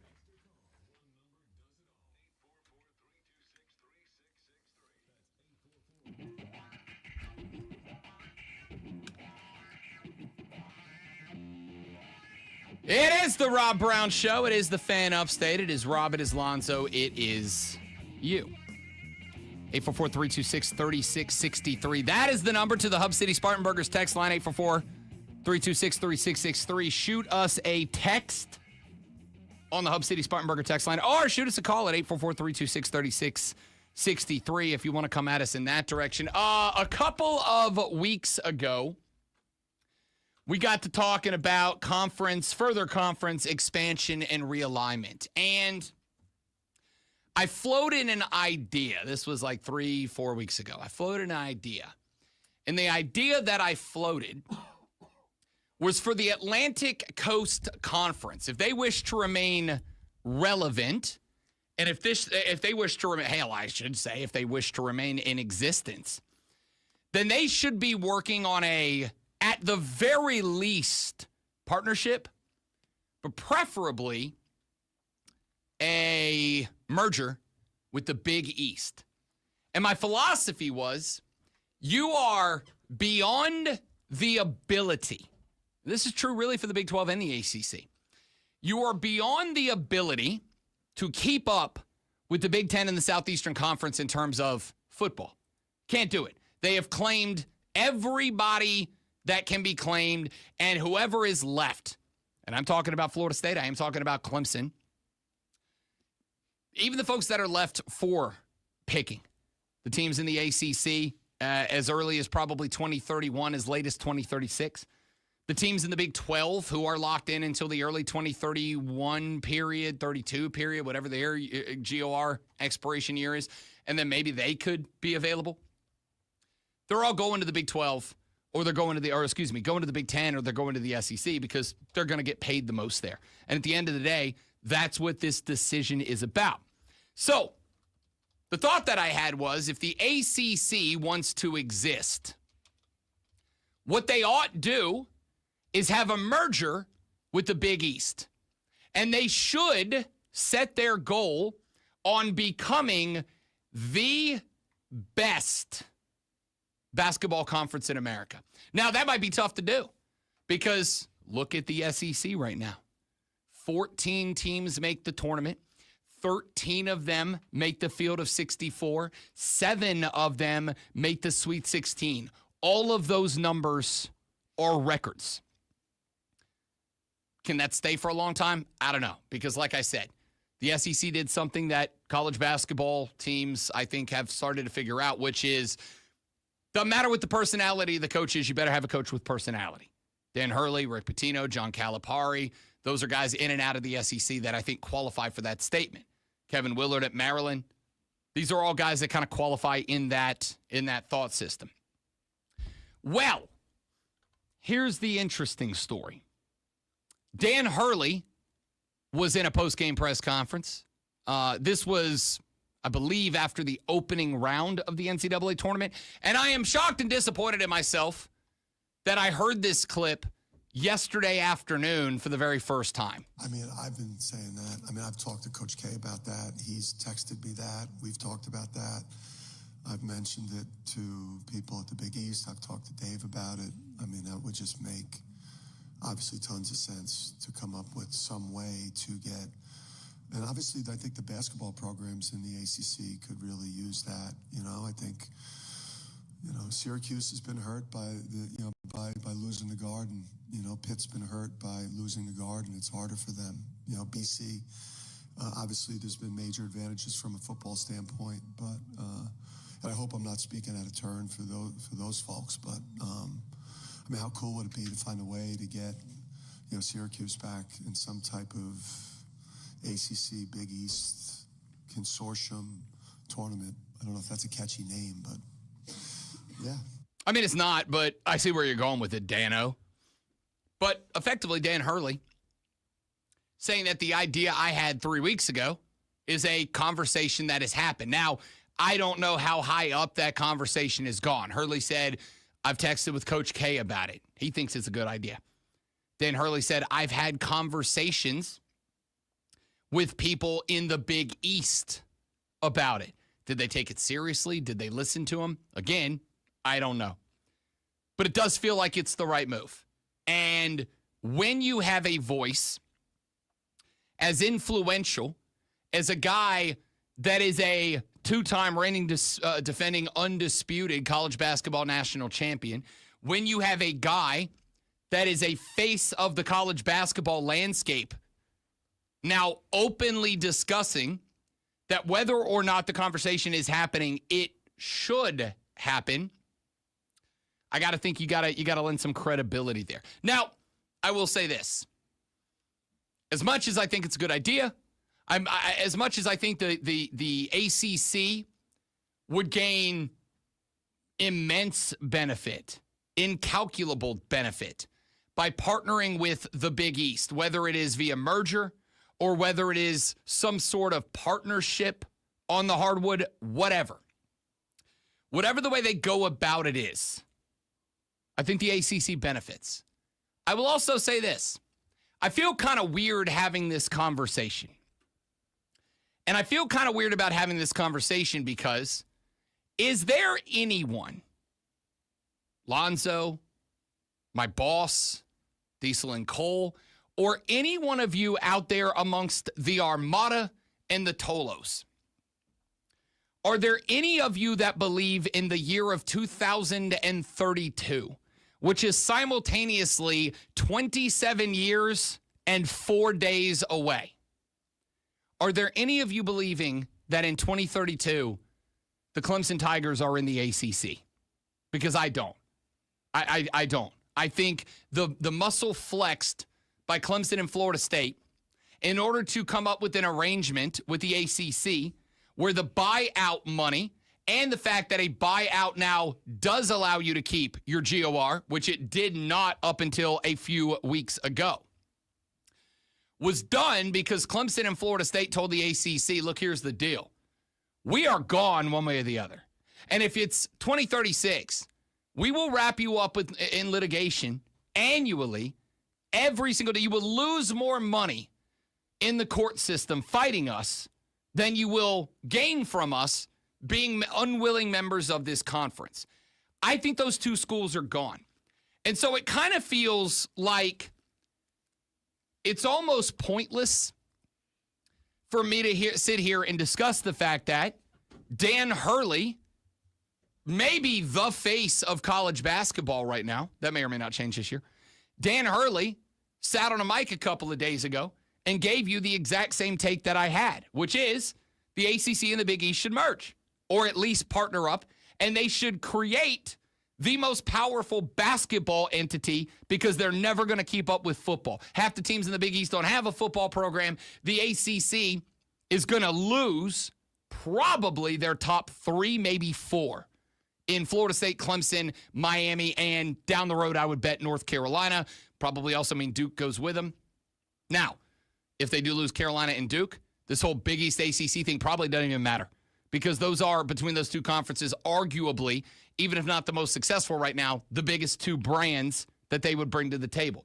But this feels like a weird conversation to have because I'm sitting here having a discussion about what the ACC can do to survive, which has become the dominant basketball conference. And even if this is only relevant for February and March of every year, it will give you a leg up on funding that the Big 12 and the Pac-2 and the other conferences just don't have.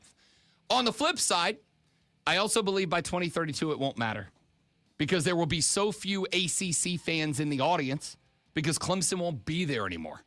So, like, am I wasting my breath talking about the survival of the ACC when we all know good and gosh darn well that in 2032 Clemson will be either a Big Ten or an SEC player? I don't know. I've thought about it.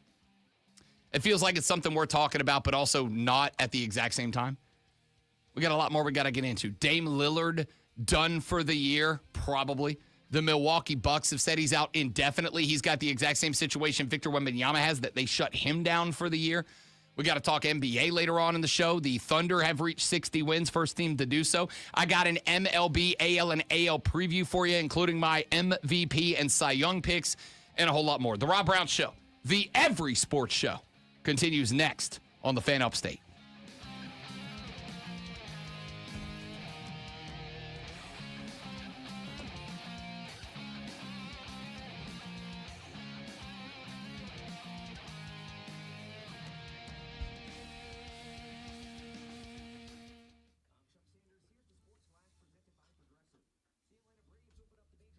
Yeah, I thought this hoodie would be okay because it's like real thin. It's like a nylon, real thin.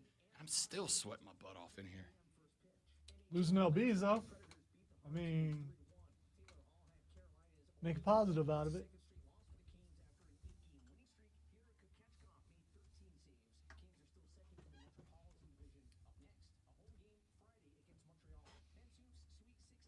And part of it's probably because you're standing and constantly moving. Up to the minute upstate traffic. We're still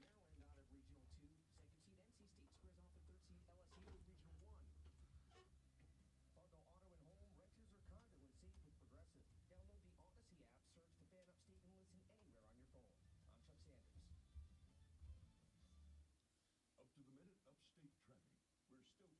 light on for you along I-85 through the upstate so far. There are no delays at this time, but Genuine question for those of you in the stream. And I'm not asking this because I have any intention of changing the show. It's just a genuine curiosity. Are you more likely to dial into and stay dialed into a show that dials in on one team, a show that dials in on one sport, or a show that covers all the teams and all the sports? Like, are you more likely to spend dedicated listening time to a show or a station that covers your one specific favorite team, a station or a show that dedicates itself entirely to one sport or one league, or a show that kind of hops around and does a little bit of anything and everything? Obviously, the show does a little bit of anything and everything. We talk golf, wrestling, tennis, soccer, hockey, basketball, football, baseball, whatever. And then there's obviously another station in the market that does solely one school. They're just dialed in on one school. And then there are stations that stay dialed in and dedicated to, like, one sport. Like, this is a college football show, and that's all they do. Which one of those is getting the most ears on the longest for you? I'm curious. While you wait for replies, I just sent you something on Twitter. It's not very long. It's 26 seconds long. You don't really need sound, but you got to wait till the end.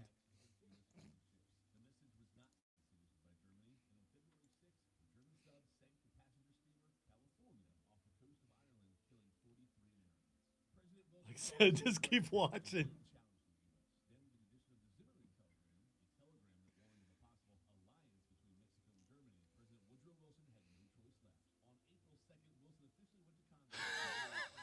I feel like that so much. Yeah. I know exactly how that guy feels. I know exactly how that guy feels.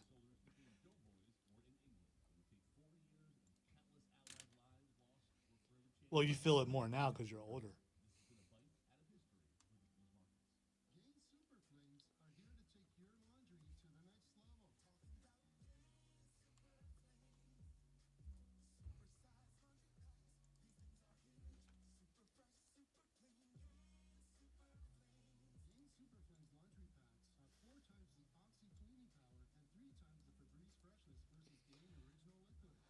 So when you make it all the way through Act 1 on Baldur's Gate 3, do you want me to tell you what you missed, or you just want to play through again? No, I'm going to play through this a lot. Okay. Because I will RPG it as different characters. Like I'm already pretty excited about playing a Magic character in my next playthrough.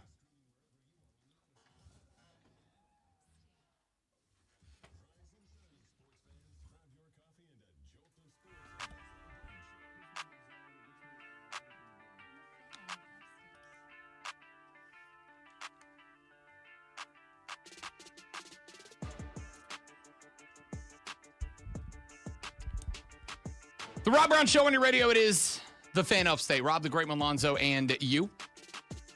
Hub City Spartanburgers text line 844-326-3663. Shoot us a text 844-326-3663.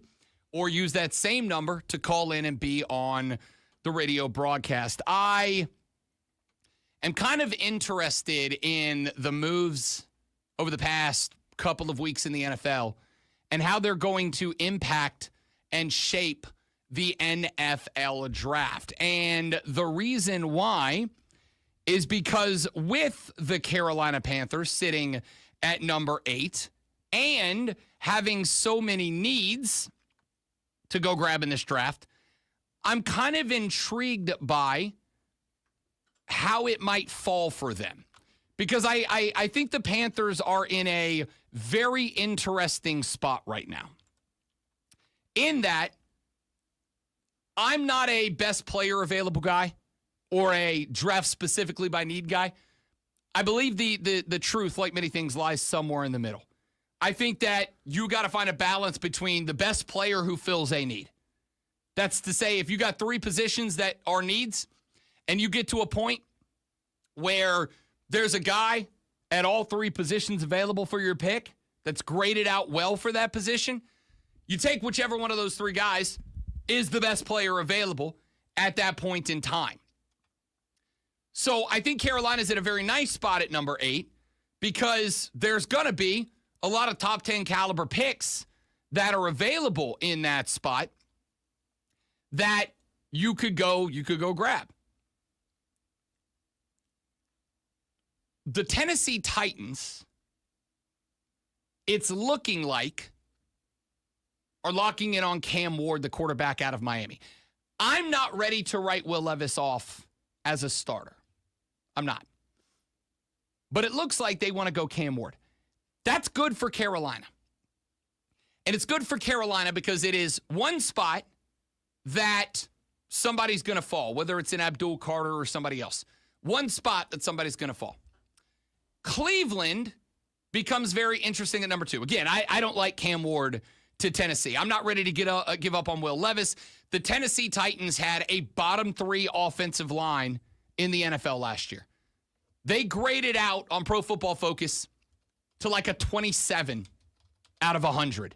That's, I'm not a numbers guy, but that's not, what's the word I'm looking for here? Good at all.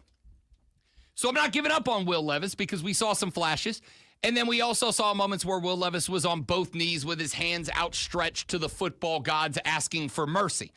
I blame that on the Titans organization. A Titans organization that, by the way, that fired their head coach the year before that in a move that Lonzo and I both collectively and consensus disliked in moving on from Mike Vrabel. I think the Patriots are going to benefit from that. I got a problem with the Titans as a franchise. By the way, I think the Patriots have already benefited, and they haven't even taken the field yet. That's fair. It's fair. This franchise is not a good one. So I'm not giving up on Will Levis. But it does lead me to believe that the Titans are probably going to go, even though I don't like it, with Cam Ward. But that's fine by me if I'm a Carolina Panther fan, because that's one spot out in front of them that nobody's going to take a position player off the board. Now, the second reason that I think that that's good news is because I don't think that there are going to be any teams that are going to give up a king's ransom to move up for Cam Ward or Shedeur Sanders. I think there are teams inside that top 7 ahead of Carolina that may draft quarterbacks. I do think Tennessee's one of them. But I don't think anybody's going to trade up and grab them, which means that I need the teams inside the top 7 to take and roll the dice on Cam Ward and Shedeur Sanders. Because if they do not, I don't think anybody is giving up a wealth of picks to move up and get those guys ahead of Carolina, which means that that's potentially up to 2 additional position players that come off of the board before Carolina gets to their pick at number 8. So last night, Horvey and I kind of did an on-the-spot, on-the-fly mock draft of how we think this thing is going to shake up before Carolina comes on the clock.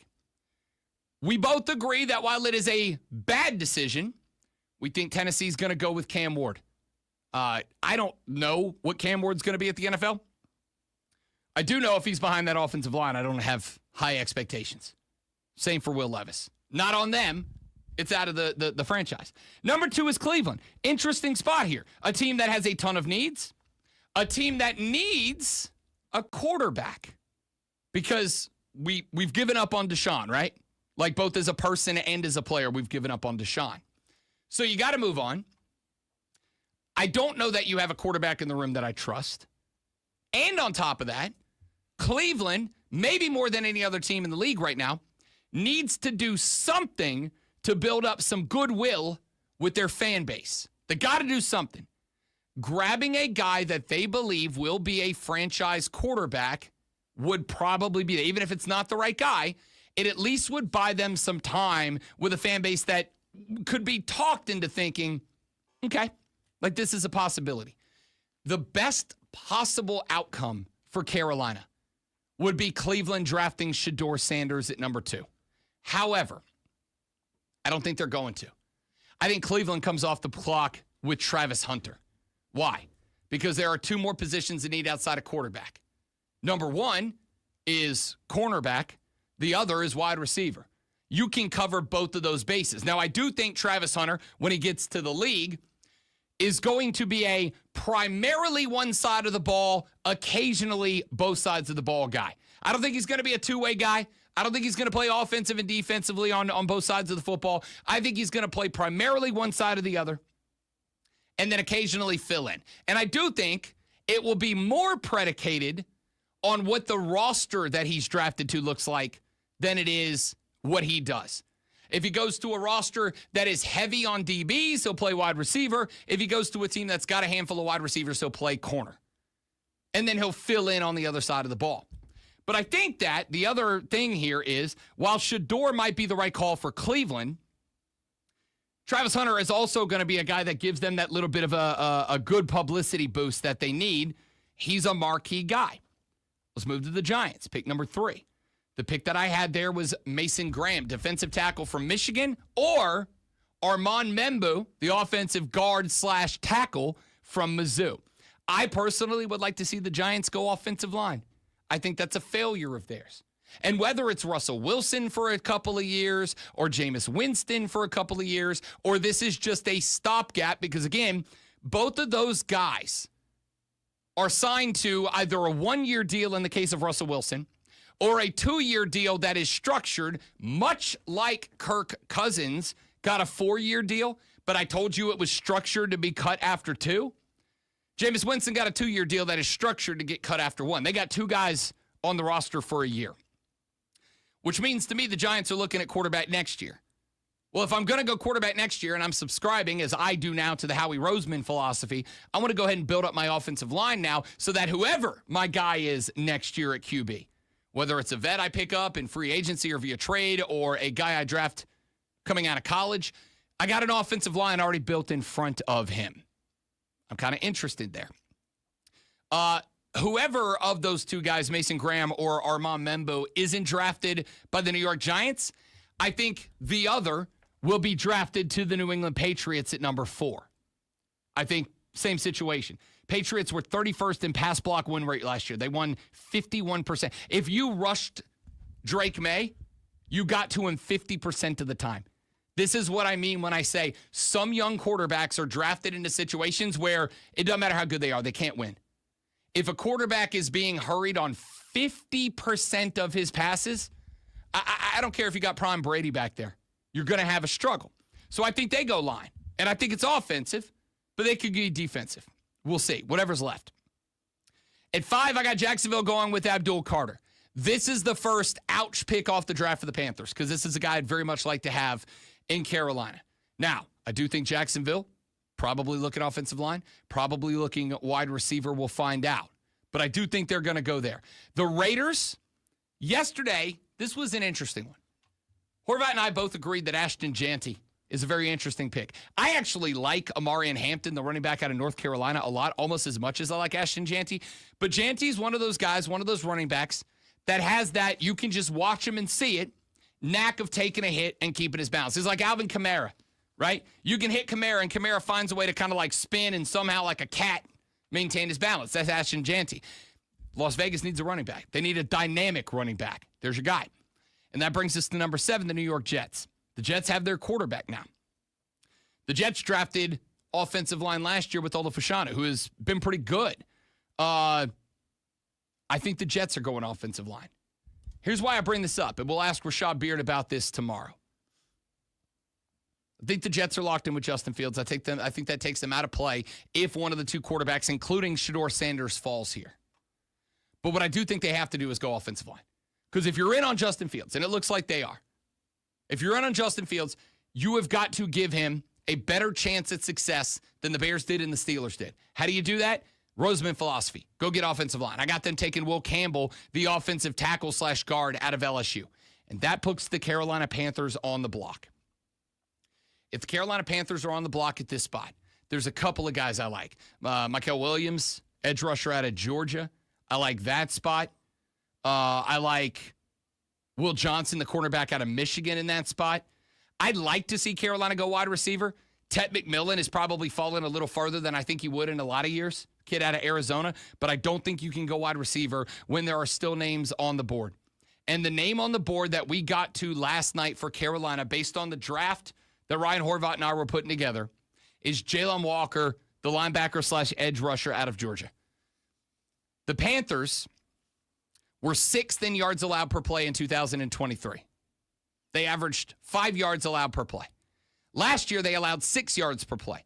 That was last in the NFL. Now, obviously, Brian Burns got let go.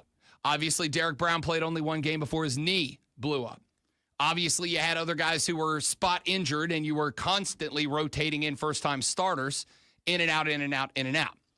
You'd like to hope there's consistency and less injury for the Panthers on the defensive side of the football. But this is a kid who last season for the Dogs, and remember, Georgia the last few years, including last year, is stocked with NFL draft players. I just gave you another one. Mikael Williams right there is another one of those guys. Georgia might have 3, maybe 4 defenders off the board in the first 2 rounds of the NFL draft this year. That's just kind of the program that has been built by Kirby Smart in Athens. They got Malachi Starks. I think he's a first-round draft pick, etc. This is a cat that got you 7 sacks for Georgia last year. This is a guy who got you 7 tackles for a loss last season. He is, and this is what I like the most, for a team that plays a 3-4, but hybrids into a 4-3 a lot. For a team that plays a 3-4, but loves to walk a weak side linebacker up to the line and make a de facto 4-3, Jalen Walker is that guy.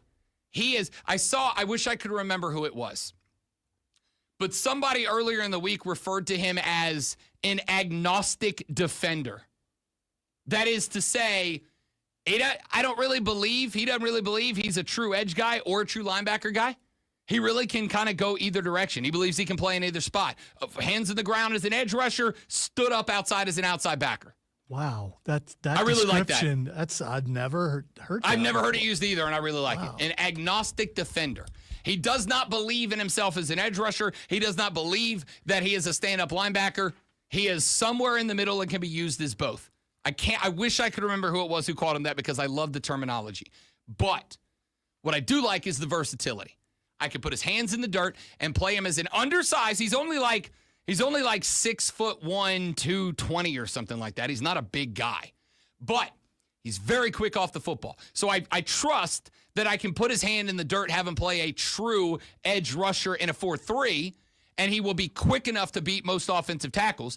I also believe at 6'1", I can drop him back into a 3-4. I can have him play an outside backer. I can utilize him in an under zone coverage and also as a stand-up edge rusher off the edge. Jalen Walker is the guy I mocked last night with Horvath to end up with the Panthers, and I really like him in that spot. We'll talk with Rashad Beard tomorrow at 8:40 and see if he lines up with that pick and how he feels about it.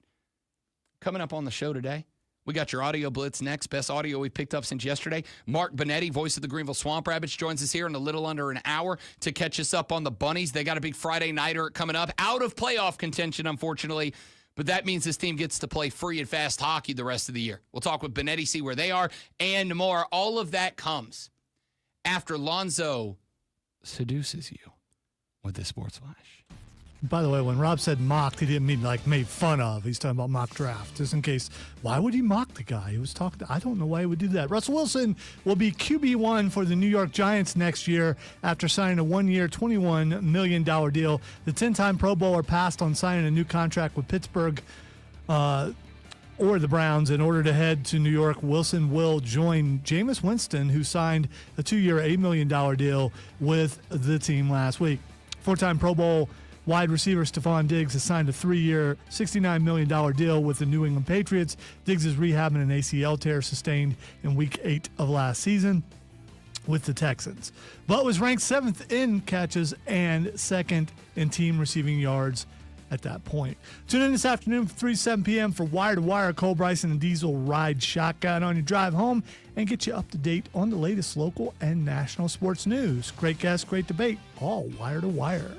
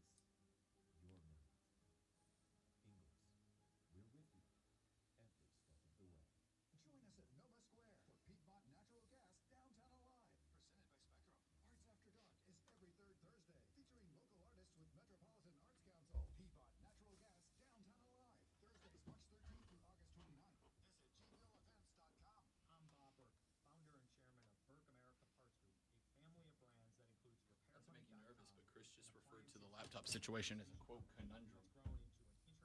That's one word. Of course, it's mine, so it's always going to be that sort of thing.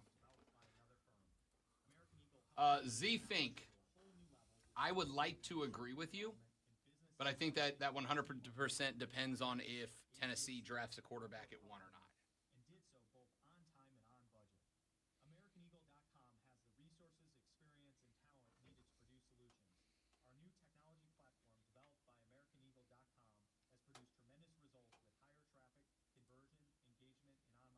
We'll be right back. Got to do a business thing. Just a second.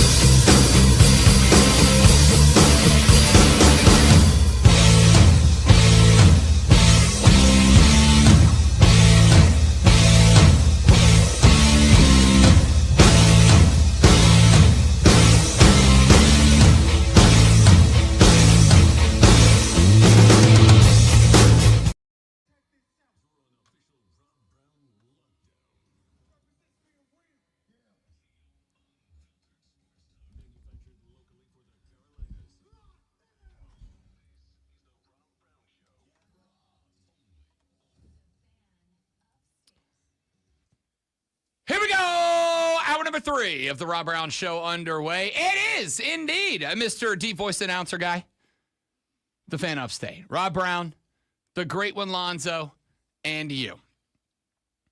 8 o'clock in the morning means it is time for the audio blitz. The best audio since we picked up since the last time that we did the audio blitz, which was, and I checked the calendar, yesterday at 8 o'clock. I will tell you that coming up in 40 minutes, the legendary voice of the Greenville Swamp Rabbits, Mark Bonetti, is going to be joining us and talking a little bunny hockey. Got him. In fact, I'm finishing up confirmation of that right now, so he'll be joining us here in about 40 minutes from now. So we'll get some sound in here between here and there. Got a couple of number of weird ones for you so far today. I will start with let's start with this one, only because it's selfish and I'm a selfish person. Last night, I was hosting BetMGM Tonight along with Ryan Horvath. Nationally syndicated radio program. We got to the end of the program, and Horvath tells Mario, I don't care what you think, Mario. Enough of America is wrestling fans, and since you can bet on WrestleMania, which you can, John Cena is minus 250 to win the title at WrestleMania. Cody Rhodes plus 170 to retain. And I actually gave a reason that I think Cody Rhodes to win at WrestleMania might be the right bet. We'll come to that tomorrow on Fight Club. Horvath said to Mario, there's enough people that are fans of professional wrestling, and you can bet on it, that we can justify talking wrestling on the show. And we did. And we got to the end of the show. It was the last segment of the show. We got off the air. We ended it. And Mario one of the producers in the background, I think it was Brandon, I don't remember, said, Rob Brown, can I ask you a question? And I said, sure. And he said, I heard on the show that you just turned 40. Is that correct? And I said, yes, sir. And he said, how is it that as a 40-year-old man, you can justify spending a few hours a week watching professional wrestling? And I gave him 2 answers. The first is that I'm an adult and I do whatever the hell I want to do. It's the nice thing about being an adult. The second, I would like to allow O'Shea Jackson, the actor, who is also a big wrestling fan and has showed up at a couple of shows. I will let him elaborate, as he did on the Julian Edelman pod. And, of course, my soundboard now isn't playing. I will circle back around to see it. This button? No, we're just not going to play. Okay, never mind. I'll come back to that clip later on in the show. It's a good one. O'Shea effectively said, I'll see if I can get it to play this way. Effectively said, oh, here you go. So much because what I do, I get cuts, I get redos. It's not going to be in the movie unless it's perfect. Yeah. They are doing what I do live, and they might break an arm. They might tear something. Maybe concussed. Yeah, and they have to bring it every week. And there are no hold on, can I get that back? It is what it is. It determines whether or not you get pushed. It determines your livelihood, how much you can bring it. There's so many moving parts. If you've ever been to a live wrestling event, during commercials, it is a NASCAR team going on. Yeah. There's everything that has to go into the production. And for you to do that with no off season every year, you're insane. It's crazy. It's Broadway with violence. 1,000%. I think Broadway with violence is my favorite way I've ever heard wrestling described. I love it. I love that. You're 40. How can you still watch wrestling? Yeah, that one hurt me a little bit. Yeah, not because of the judgment, because of the you're 40. Yeah, well, and all the guys who say that sort of thing, they all have that little bit of a tone, that judgmental tone, and it's ridiculous. Like you said, you're an adult. Do whatever you want. Let me fan the way I fan. I'm sure you can find some way to criticize what they're a fan of in some way. Yeah, he stays a Chicago Cubs fan. That was all I said. Aren't you still a fan of the Cubs? And Ryan laughed his ass off. Who is also a Cubs fan, by the way. It doesn't offend me anymore. I don't care. I used to get offended. All you got to do doesn't bother me anymore. Is those guys and the people, well, wrestling is fake. Just give them the video of J.D. McDonough. That's all you need. Punctured a lung, broke ribs, got back into the ring, and finished the match. I mean, there's some guys that broke legs, that did all these kind of things. It's a very dangerous sport that they do. There's one other option, one other way to handle it, which is, and I mean this, not to care. I heard a clip a couple of, I guess about a year ago from Keanu Reeves, where they were asking, they're like, Keanu, like you've become this national treasure. People in America love you. How have you been able to avoid becoming like a polarizing, controversial figure at a point in time where it feels like everybody has to take a side on one thing or the other and dislike the people on the other? And Keanu said, I'll tell you what it is, because I don't fight with people I don't agree with anymore. He goes, if you tell me 2 + 2 = 5, I go, yep, sure, you're absolutely right. And I move on to something more important. And like, that's just where I've gotten with that. If you don't like it, cool. Good for you. I do. All right. This is a clip that I want to get to. There is a comedian by the name of Aaron Weber. I've seen him get big on Instagram the last couple of months. And he had a take that last night I felt in my soul because I forgot until 6:50 that I had not eaten dinner before I was about to sit down and do a 4-hour show to wrap up my day. And while I don't eat often, if I'm hungry, I'm hangry. So I'm like, all right, let me scarf down. And I scarfed down some spaghetti and meatballs that the wife and I made a couple of days ago as leftovers. Heated them up, scarfed them down. And about halfway through the show, dude, I was hurting. The heartburn was real. Meatballs got sausage in them? Or no, I hand roll my own ground beef meatballs, and then I put oregano, thyme, basil, and just a little pop of cayenne pepper to give them a little extra flavor. I roll them up and I fry them myself. It was the cayenne that got you. It was the fact that I knocked back like 5 like good sized meatballs and a full plate of spaghetti in like 3 minutes. It's like a dog that hadn't eaten in 3 weeks. The heartburn was real. And once again, Brandon made fun of me because as we got to a break, I was like, guys, hang on. I gotta take a Tums. And I reached over because next to my home studio desk at the office, though, is a bottle of Tums about that big because I use them at night all the time. Aaron Weber, comedian, had thoughts on that one. I do take care of myself. I try. I've been trying. I eat a lot of Tums. Tums are very good. I don't know if you've had Tums lately. Last 10 years have been special.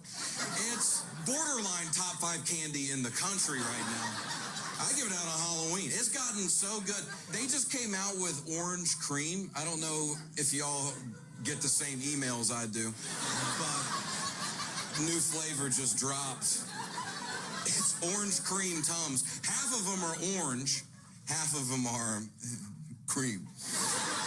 And then you can kind of mix and match. That's what Tums does. They let you decide, how strong do you want to go, right? You can go all orange today. Live it up. But at some point, you got to go all cream. Is this relatable? What I do, I got a system. I do 2 orange, 1 cream. I put some M&Ms in there. I shake it up. It's good. It's tearing me up, but I'm enjoying the ride. And they could have made Tums a pill. Remember that. There are antacid pills. Tums could have been a pill, but they were like, nah, our customers are going to want to choose something. So we might as well make it delicious, which they did. And I appreciate that, Go get some tonight if you don't believe me. So I heard that clip, and I was like, this relates because I've gotten to the point where not only are Tums like a part of my nightly routine now, but on top of that, so I go shopping for Tums. Like that is just go to the CVS and like grab the first bottle I see. No. I will go to like 2 or 3 or 4 different spots and I will find the flavor. There's a berry, like a tropical berry Tums right now that I'll eat just because I like them. Like they're just good. He's not wrong. Tums is like in my life, this isn't even a joke. Tums is like a top 5 candy for me right now because I would say genuinely like 3 to 4 nights a week. The last thing I eat is a Tums. So is there any possibility that maybe, what you're eating is causing discomfort? Absolutely. And you might want to try, absolutely, not eating that? Absolutely not. That is the penance that I pay. The penance that I pay is that I go, this is going to make me miserable in about an hour and 15 minutes, But, man, I make a kick-ass meatball. Homemade, hand-rolled, phenomenal. Got the seasoning down just right. I make and I figured out how to fry a meatball just the right way, so it's like it's just a little crispy on the outside, but it's cooked all the way through, and the seasoning is rolled into the meatball, not just like coated on the outside. I make a mina meatball, and I know that when I make the Rob Brown special, when I make my meatballs, which are world class. When I make my meatballs, I know I'm going to pay for them later. I would rather go through Tums like I'm a stockholder than stop eating one of my top five foods of all time. Do you ever think maybe just remember to eat it rather than eat a meal faster than it took you to cook it? No, then I would just eat the meatballs earlier and slower. I don't know that it's going to solve the problem. So, with all of that being said, I would like to personally send out a note of thanks to Tums, who went, guys like Rob, they don't have a choice here. So let's make eating an antacid tablet at least an enjoyable experience, and they've done a wonderful job. The tropical berry Tums are like, man, they're like chalky Skittles. Wow. And I'm a big fan. You know what? I just realized because of this texter. Rob, the advantage of being 40 is that you can drop the Mike Gundy, I'm a man, I'm 40 on people. I turned 40. I have not said I'm a man, I'm 40 one time. I'm just realizing that. I've been 40 for a month to the day, and I have not dropped an I'm a man, I'm 40 on anybody. I've wasted a full month of I'm a man, I'm 40. What am I doing with my life? You can make up for time. Oh, So I'm there's going plenty to. of time. Thank you, texter. I got to go pull a clip after the show. I really do.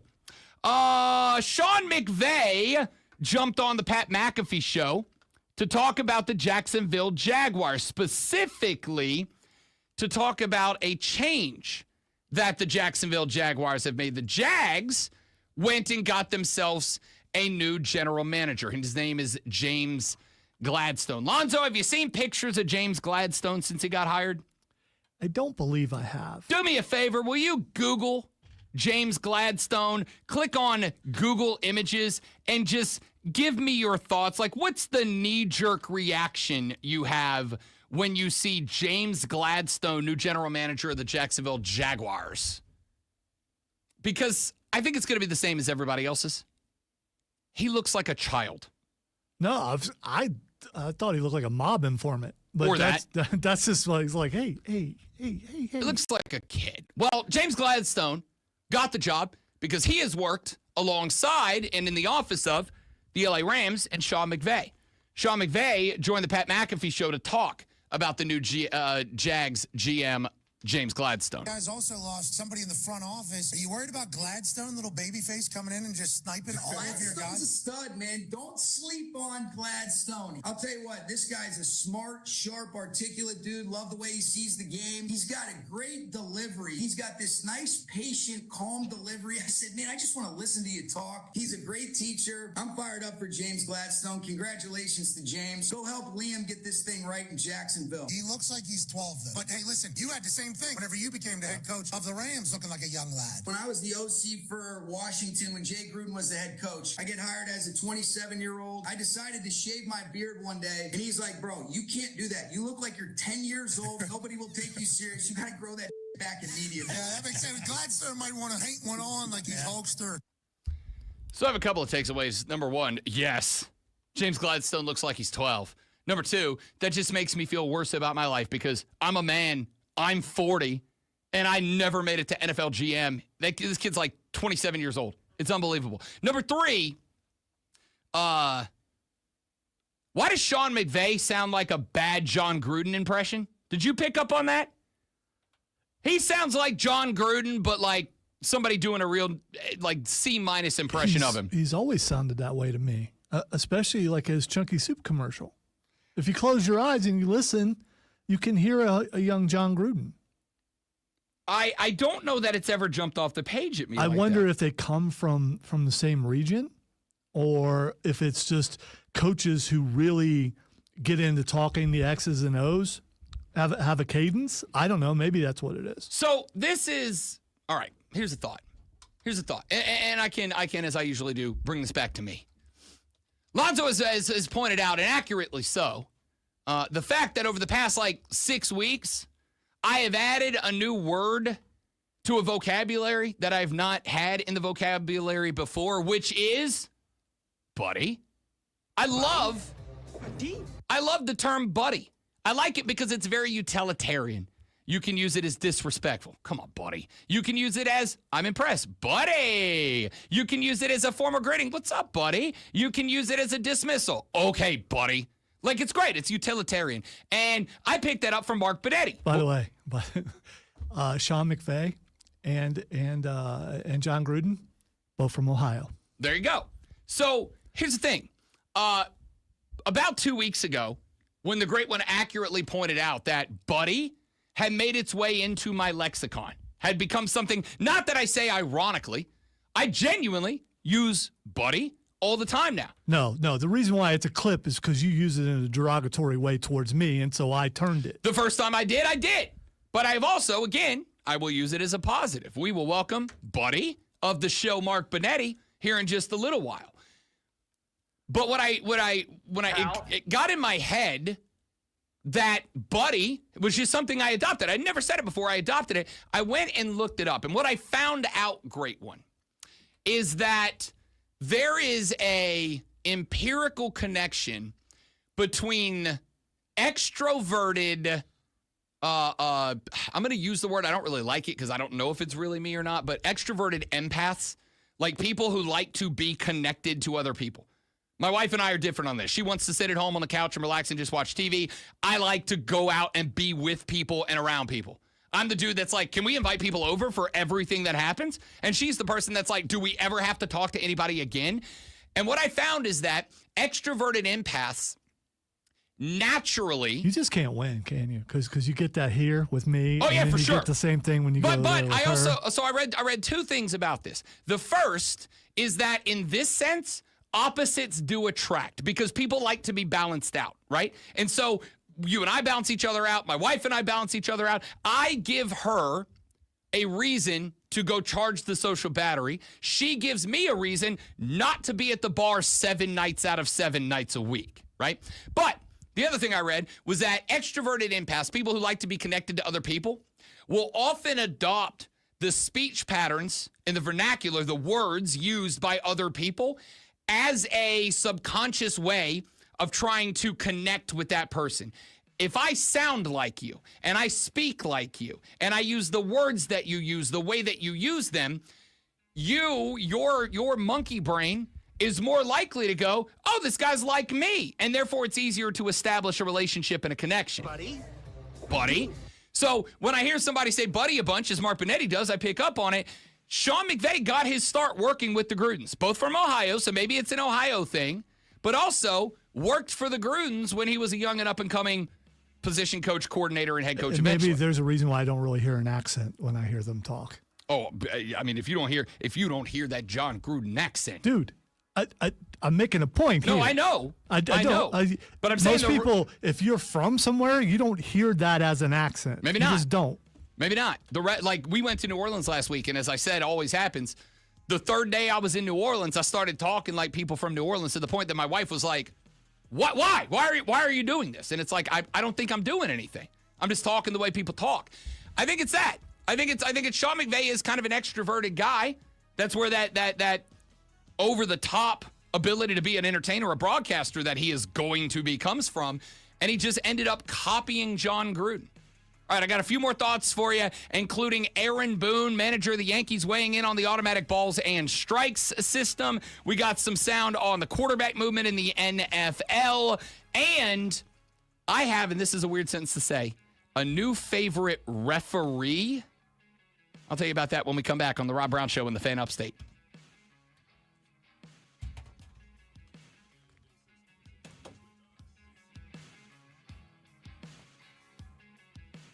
I refuse to make the beds 10 minutes long. I refuse to do that.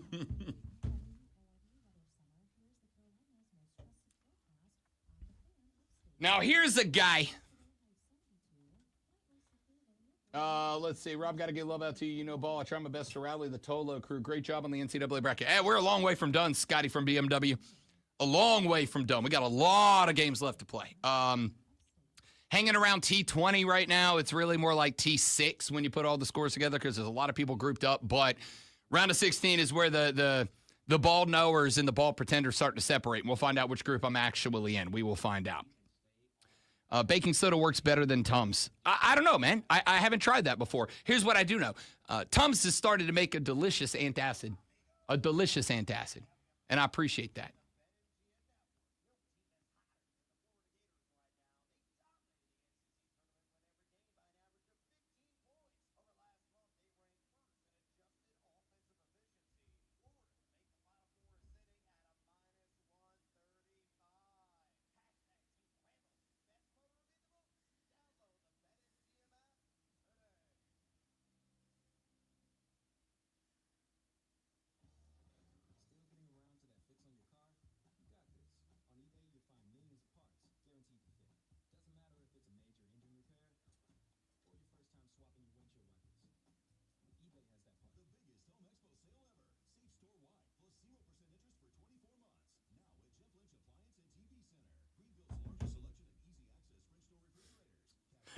I appreciate that, buddy. It's again, it's not that there's anything special about me. It's that I have convinced and connived people to give me money to watch and learn about sports. That's it. I don't do anything that anybody else couldn't do. I just get paid to do it. I get paid to do what most of y'all pay to go to the bar and do with the boys. I just get paid to do it. Quit acting like you're humble. Ain't nobody believe that. No, I am. I mean, I make a joke. I had somebody last night. I put up a tweet that I was going to be on BetMGM tonight, and S.E. Sparty tweeted me. And he's like, this man never stops working. And I said it. I mean it when I say it. Like, I want to be somebody, but when I am somebody, I want to be able to say I earned it. Like, I worked for it. Want to be somebody. I'm going to be somebody. One of these days, I'm going to break these chains. I'm going to be somebody someday. You can bet your bottom dollar I will. Didn't go too well for Johnny, though. Old Travis Tritt. It did not go too well for Johnny. It was not Travis Tritt. It was Travis Tritt. The song I was singing. He may have remade it, but it wasn't him originally. Who was it originally? I believe it was Bad And also Company. it was Bobby, not Johnny. So are we singing different songs? Yeah, it's Travis Tritt. He didn't do it originally. I think you just like a. No, I think he you did just not like do a it. country song. He did You not don't do want it to acknowledge originally. it.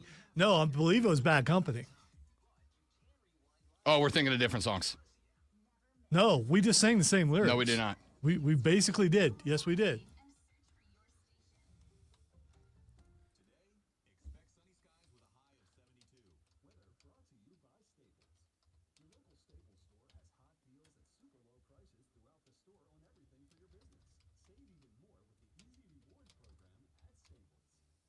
You're thinking of Shooting Star. Yeah. Yeah, I was singing a song called I'm Gonna Be Somebody by Travis Tritt.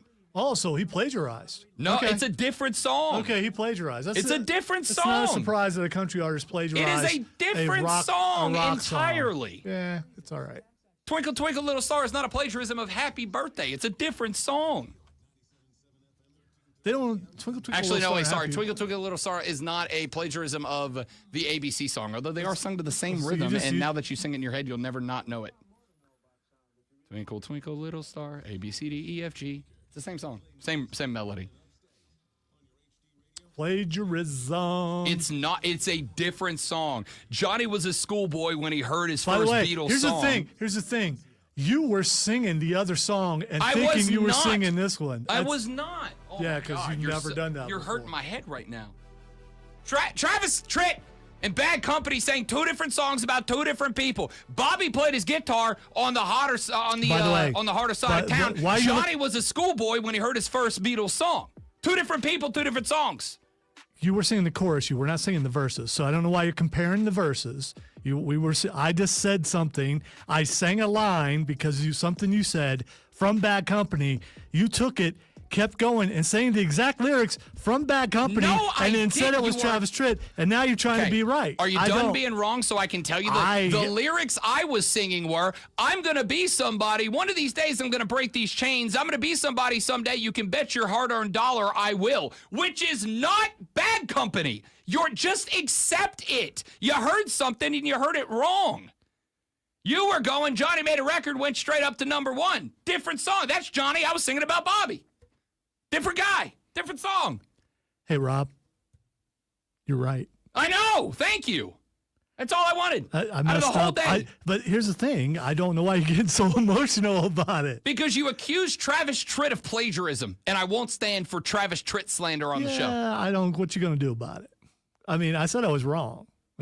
You gonna beat me up because I plagiarized Travis Tritt? No. But But I'm not going to stand for the slander. Is he still alive? That's a Some great reason question. I thought he actually. died. He played here not but a couple of years ago, if I recall correctly, at the outdoor amphitheater downtown. I think he's still alive. I think he's still playing. Actually, I think he's still playing. Yeah, he is. He's 62 years old. 62. He's still alive. Yeah, Yeah.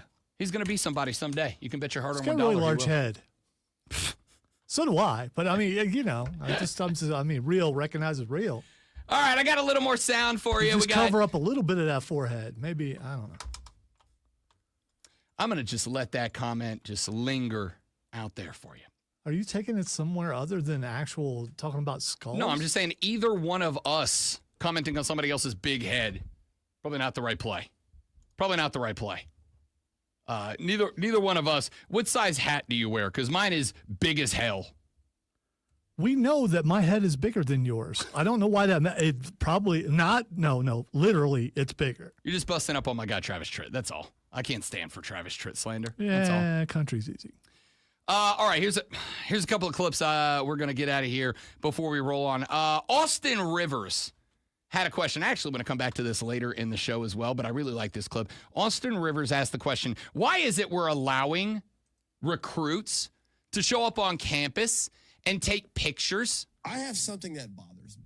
I'm hoping people agree with this. I don't understand it. I think it's weird. I understand times have changed in college basketball, but I'm not 50 years old, okay? I'm not like outdated and I don't understand why players do this. Like, this is what that is, all right? Why, when a top player or whatever player goes and visits his college for an official visit, does he do a photo shoot in the jersey and then post it on the Instagram and be like, Kentucky? Question mark. It's the strangest thing. You have players going to LSU, Duke, North Carolina, wherever, right? They go with their family. Sometimes the family's in the pic too. Like the family will be in the background, like, and they're wearing the merch of the. And they're wearing the same merch, even though the kid hasn't committed to the school yet. And it'll be like, Duke, how are we feeling? Question mark a bit. And then hashtag not committed. Hashtag not committed. This. Not only does it not make any sense, it teases an entire fan base of a program, one. B, why do you need to ask people what they think of where you're going to college? You wouldn't care what anybody in the comments says anyway about where you're going to college. So why are we even promoting a question like, what do y'all think? Arkansas? It's the silliest thing ever. Okay, so this is this weird spot for me because there is a battle happening within me between the old guy, the I'm a man, I'm 40, and the young guy who gets it. Okay, because that young guy that gets it, like, he's still in there. He still says things like no cap and grind. Okay, so the old guy in here, the I'm a man, I'm 40 in me, is having a fight with the young guy who, like, gets it. The answer is twofold. Number one, because everybody else is letting him put on the jersey. Number two, because it's a brand thing. It's a hype thing, right? If the number one recruit in the country shows up and he puts on your jersey and he's got the Duke or the UNC or the LSU jersey on and he puts a picture up on the internet and he says, Duke, question mark? How we feeling, LSU, question mark, whatever. Number one, it creates a discussion around that player. It allows your fan base to become a recruiting tool for that kid, right? Because if that kid puts up a picture with a Duke jersey on and the Blue Devil audience starts elevating that kid to superstardom before he shows up on campus as a student for the first time, he might go, man, those Duke people, those Duke fans, they made me feel real good about my life, so maybe I do want to play there. But then there's the old guy in me. There's the pride portion of me. Oh, this is offensive. There's the I'm a man, I'm 40 side of me. You're back in my day. There's the back in my day, the get off my lawn guy in me. The get off my lawn guy in me, he says, you haven't earned that jersey. You haven't earned the right to put that logo on. You haven't earned the right to wear the colors. You got to become a part of the team if you want to do that. This is the side of me that played for a head coach and Bobby Moore back at Choctawhatchee High School. that when we started spring football and fall camp, you didn't get to put the CHS Diamond logo that we wore on the side of the helmet. You didn't get to put that logo onto your helmet until you showed that you earned it. Till you went through the practices, till you gutted it out, till you sweat and you bled and you puked on the field. And Bobby said, you had a great practice today. Here's the diamond. And then there was a whole ceremony about you taking your helmet and putting it on a special table at the front of the locker room and having the trainer come out and put that diamond on the side of your helmet. You had to earn it. You don't get to rock the Duke jersey until you're a Duke. But on the flip side, Until you're a Duke? until you're a Duke. Okay. Once you become a Duke, you can wear Duke on the chest, but not until you're a Duke do you get to be a Dookie, all right? So it's this weird spot because, like, on one hand, you got to do it because if the kid goes in, he puts on a North Carolina jersey, and the North Carolina audience goes, oh, we got him. He's on the hook. He's wearing our logo. He likes it. And they go, you're amazing. You're incredible. You're great. And then he goes, North Carolina made me feel real welcome, whereas Duke, like, they excluded me. Like, they put me to death. Now, there may be some kids that look at it and they go, you're damn right I want to earn that. Yeah, I don't have a problem with it. It's the way things are done today. Now, the way things are done today sometimes are stupid, but this I don't have a problem with it. It's weird because I do and don't at the same time. On one hand, I understand it's absolutely necessary for the next generation to give them the opportunity to use their social media to get your fan base as a recruiting tool. On the flip side, the I'm a man, I'm 40, get off my lawn old man in me is like, nobody gets to wear my logo until they've earned it. You know what should be bothering you more? That Austin Reeves is an old man with old man takes. Austin Rivers. And Austin yes, he Reeves, is. Whatever. Because I remember him getting into the league when I was already an old man, and now he's an old man retired podcaster who's griping about the way that the kids these days do it, and I'm older than him. Austin Reeves, not an old guy. Not an old guy. And I apologize to Austin and Reeves. And a baller. A big fan of Austin Reeves. My fault. That's a reason why foremost in my mind. So. And a baller, even if the Lakers are like kind of slipping down the Western Conference standings right now. Hey, we should do an NBA playoff rankings update later on in the show. They're doing it so they can have better matchups in the playoffs. That's it. It's strategy. That's it. They want to be a lower seed so they can go on the road for those better matchups. Well, they play better on the road. Hey, speaking no, that's not a good segue because the Rabbits are at home on Friday night, and not just at home on Friday night, at home for, I don't care, judge me. Why don't you just talk about how awesome he is? I'm about to. Hang on, I'm setting it up. Okay. I'm setting it up. Friday night is my favorite theme night of the year for the Greenville Swamp Rabbits. It is hockey and hops. It's hockey and beer. It's a night where the hockey team is celebrating beer. Yeah. We're going to talk about that when we come back here in just mere moments from now, right now with the voice of the Greenville Swamp Rabbits, the legendary buddy of the show, Mark Bonetti. Next on the Rob Brown Show in the Fan Upstate. Buddy.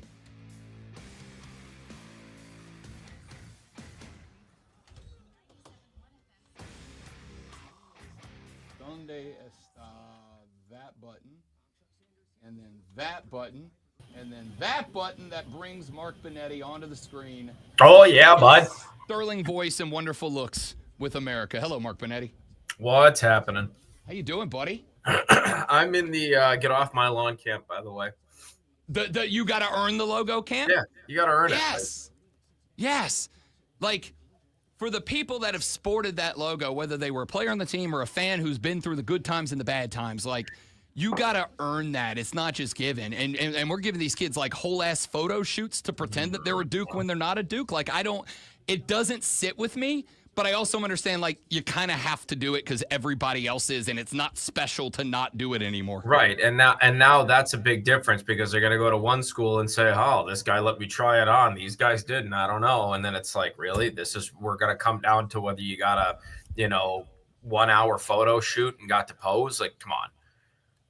But so there's this other side, Bonetti. We've been having this conversation really about college basketball. I think it's true about every sport, but about if you're going to be a successful coach nowadays, roster building is the most important thing you can do, and finding guys that fit in within your culture and your school's culture is more important than anything else, right? Right. And so I'm almost kind of thinking, as an experiment, if I'm a college coach, do I do that and see if I get a couple of 3, 4, 5-star recruits that I look at them and go, look, I'm going to show you the whole gym. I'm going to take you everywhere. I'm going to hook you up. You're going to have a great trip. I'm going to pay for your food. Your parents can come. You're going to get to everything except you don't put on our logo, because to wear our logo makes you a part of our group. It makes you special. It makes you elite. And see if I can find a group of kids who take that as a personal challenge, right? Because like I heard Shane Battier was on a pod the other day talking about when he went to Duke. And they were like, what made, because he was being recruited by everybody. He was like the number 2 recruit in the country, right? And Battier said, I decided I was going to Duke because Mike Krzyzewski looked me in the face and said, I'm not promising you a second of playing time. I will promise you that you can show up and earn it. And if you earn the playing time, you will play. And he said, as a competitor, that was the spark for me. I was like, I'm about to show up and prove that I am one of the best players in America by playing for the best team in America. I want to go find 8 guys with that mentality, right? Yep. And this feels like it might be a good way to do that. 100%. I don't disagree with that at all. And quite honestly, in this era of the transfer portal and NIL and all this stuff, I think it would, I guess for lack of better terms, it would regress to the mean where things used to be, where you had to feel like you had to earn it a bit. And I think guys this year a lot, it's just handed this, go with this coach for that, just on an assumption that you're going to play again. You know, it's that McCollum guy that's now in Iowa. He's bringing his top point guard with him from Drake. And then I guess Patino's kid's now going to go to Xavier. He's got 3 of his starting 5 that are going to go with them. And it's all on the assumption of, I'm with coach, I'll play again. Like, how about we restore order to the fact that you've got to actually earn what you get? You know, I think we're kind of at this weird spot in the midst of a gradient between entitled, but also the players are the reason we tune in to watch any sport. Nobody has ever tuned in to watch. While he's a great one, nobody's ever said, I'm going to watch Duke so I can watch Mike Krzyzewski coach. No. Right. We watch Duke play basketball. So, like, I understand the entitlement from the players. They're the ones who put butts in seats and cameras on the hardwood. Mm-hmm. On the flip side, I still think there's got to be a good foundation of players who, like, are more competitive than they are anything. And this feels like a way to kind of find them. Like, you want to be a Tar Heel? You want to wear the UNC logo? You show the hell up, you become a part of the team, and you earn it. Right. Exactly. You fight for it. Don't disagree. All right, let's talk some hockey. Oh, yeah.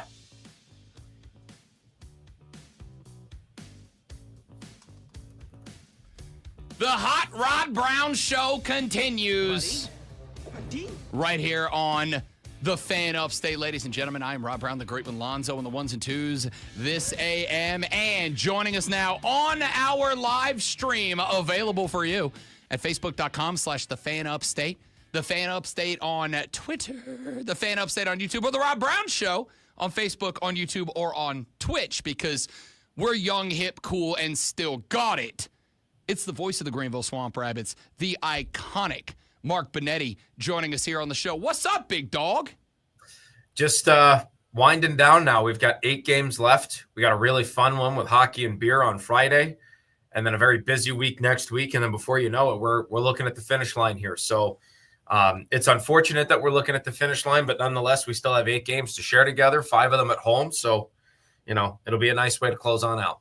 It is. And it is interesting because on one hand, I think we have to address reality. As much as I am a Swamp Rabbit fan, I am currently rocking the logo because I've earned it, Shane Battier.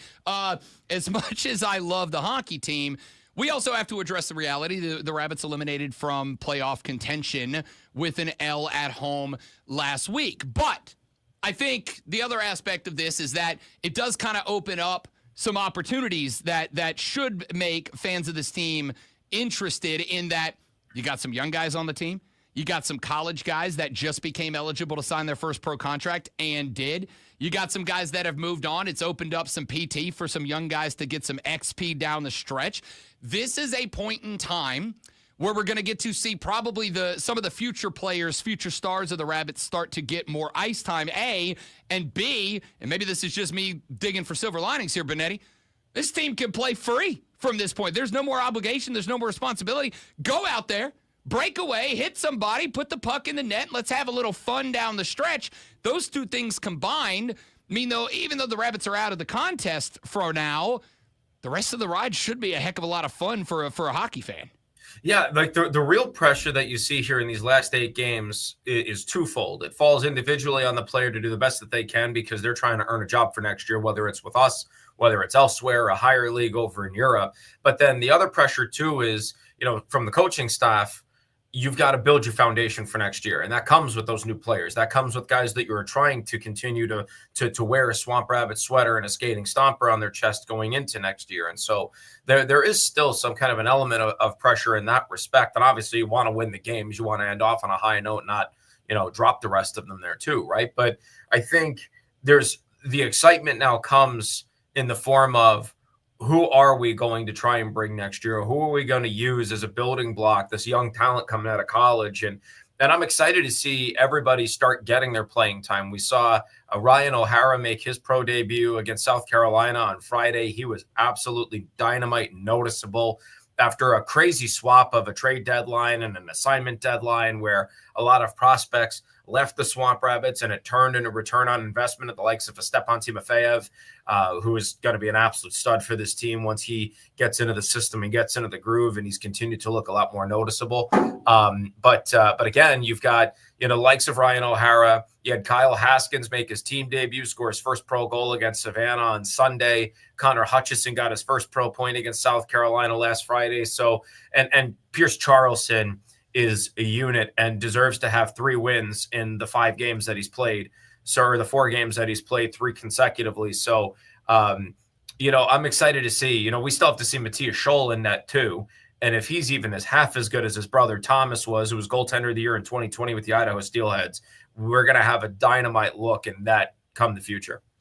I think that's interesting, and I do want to kind of circle back to some of the other guys in positions we talked about, but one thing that has jumped out to me, and as the guy who's got the mic screaming loudly into it at any given game, I'm on the defending end of the ice in the tunnel during breaks and whatnot, which means I am standing 6 feet away from the Rabbit goalies for 2 periods a game.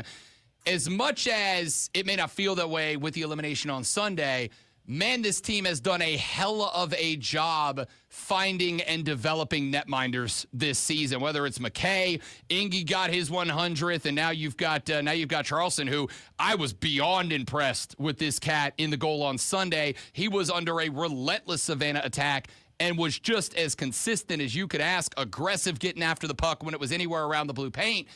Kyle Mountain and co deserve to be lauded for the development of the guys between the pipes this season, in my opinion.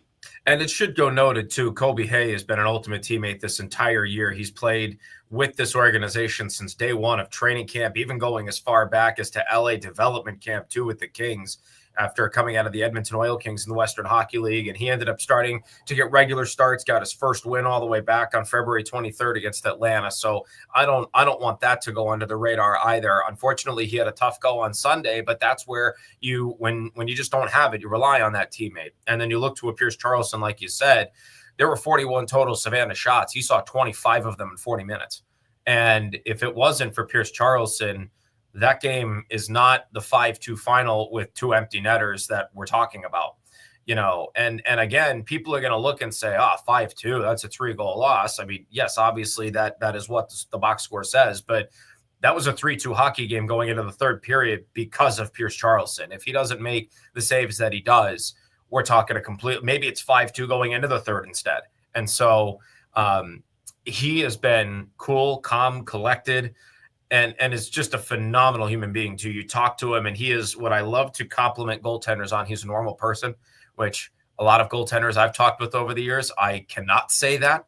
So excited to see where he goes from here. It's only a matter of time before he gets his first pro win, but he is one of the more normal goalies I've worked with in a dozen years of doing this. I'll tell you real quick, it's just kind of a brief and personal aside. One of my favorite things about working for this team in a couple of different roles over the years, about covering this team as a media member and about following this team as a fan, the guys in the locker room, like I've had the opportunity to have experiences with them on stage at the Habitat for Humanity shows. I've gotten the opportunity to spend time with them at the rink post-practice when they're coming off. I've gotten the chance to be in the locker room once or twice for pre- and post games, after and before big wins, etc. These dudes are just dudes. They love playing hockey. They love Greenville, the ones that I've spoken to. I was talking a few weeks ago with Iggy, as a matter of fact, and He was like, I tuned into your show the other morning, and I don't even remember what we were arguing about that morning, but he's like, can I come in one day and just get on the mic and try to tick people off? And I was like, dude, for an hour, let's do this thing. One of the reasons I love this is because these guys, as much as they are pro hockey players, and as much as many of them are trying to find their way to the league, many of them recognize they just love playing hockey. And while NHL dreams may not live on, like, they get to keep playing on a professional banner, and they all love being here. Dude, getting to know the players makes me want to be bigger fans of the players and of the team. You get to spend more time with them than anybody who's not a teammate. How impactful has that been for you here in Greenville since you got here? I mean, here in Greenville in particular, it's huge because this is a non-traditional hockey market, right? I've been in California, also non-traditional, but very similar principles. I've been in Rapid City, South Dakota, which is a bit more traditional of a hockey market just because it gets to minus 21 during New Year's Eve. But, you know, anything I've learned over 12 years of doing this is these guys are normal Joes. They just have a semi-godlike ability to skate 25 miles an hour on a piece of metal an eighth of an inch thick. So that's the beauty of it. They're normal guys, but they play a sport. They do it fairly well, and they have a chance to do it at the absolute highest level in the entire world. And so when you realize that they're just normal people, it makes what you do on a daily basis that much easier, quite frankly. It makes it easier to root for individual success. It makes it easier to root for team success. And, you know, and also too, to see what they do behind the scenes, to see their workouts, see their practices, see their preparation. And look, I know I just, you know, dumped on the goaltenders being kind of, you know, not too long ago, but to see what they do to prepare is pretty wild. There was a goaltender I used to work with in Rapid City. Coach Dowda actually played with him in Jacksonville. Adam Carlson retired 2 years ago, but Ace had this book. He's a Minnesota kid. He had this book and 3D glasses, and he would do eye muscle exercises. And he would literally look at this shape. It would converge away, and with his eyes, he had to bring the shape and the dots together, and it would help him train his vision so he could track the puck coming at him at 90 miles an hour. And it's just wild to see that. That's only the tip of the iceberg for this guy. That's not his workouts. That's not his stretching. It's not his recovery. It's not what he puts into his body to recover or what else he does to do even community work outside of that too. It's wild to see. And that's, again, just one position group, but what goes into what these guys do on a daily basis. I know a lot of fans will show up and they'll see a final score, or they'll see a game, good, bad, or indifferent, or they'll look at standings. There's so much more that goes into this than just trying to make a playoff run and trying to do all these different things. These guys are normal too, to your point.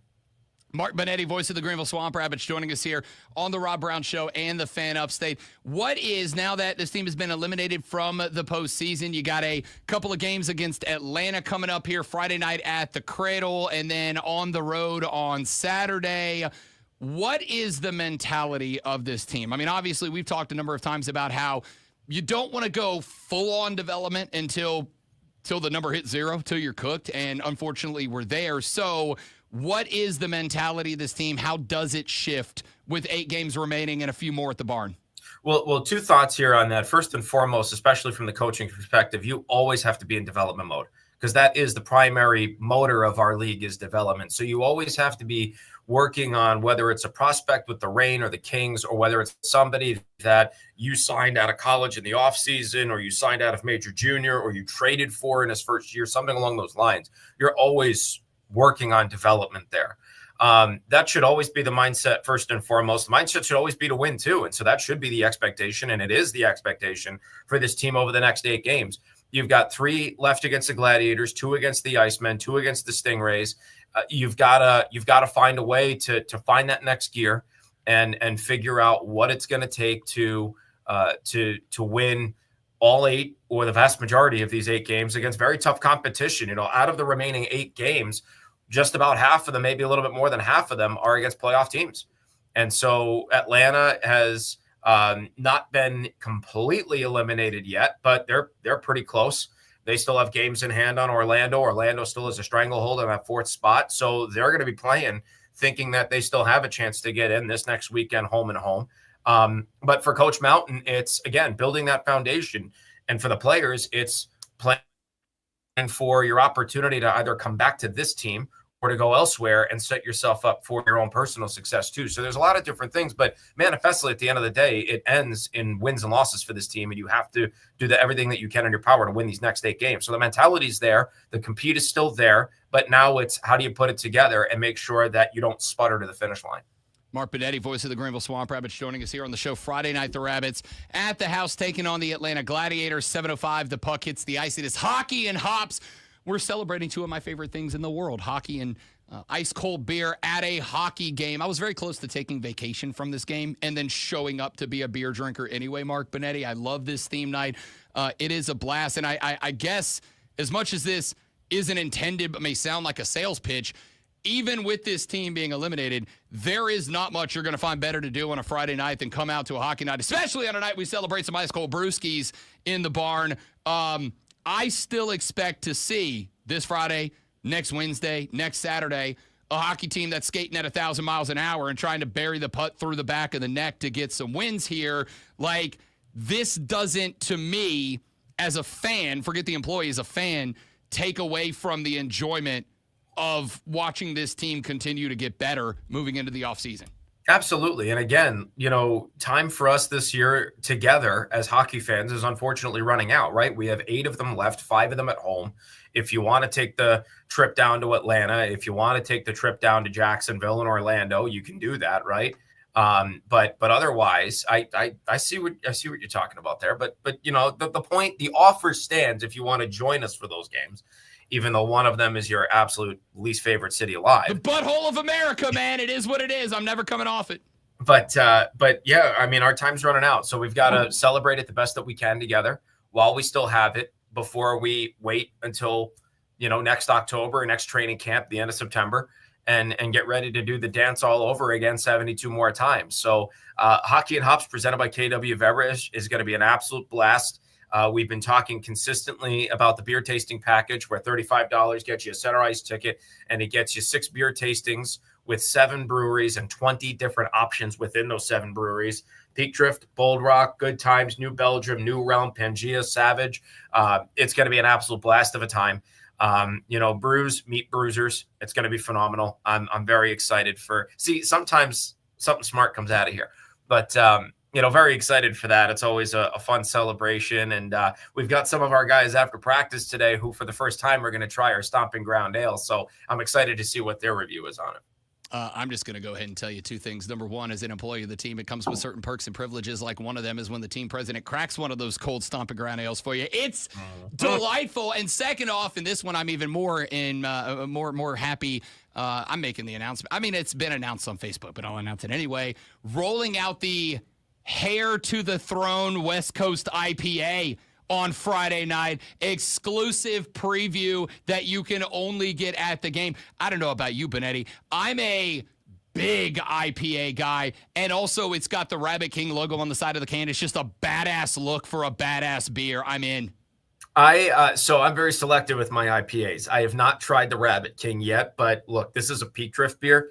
And if the Stomping Ground Ale is anything to set a barometer on, I think this is going to be dynamite. I can see myself enjoying a few of those after a couple of big wins to end the year here.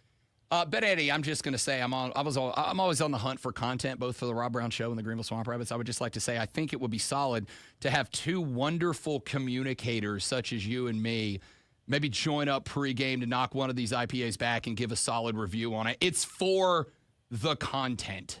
Well, really, it's for the people. We have to make sure that we're guiding the people in the right direction here. So it's for the people, but also selfishly, it's for us because, well, it's beer. No.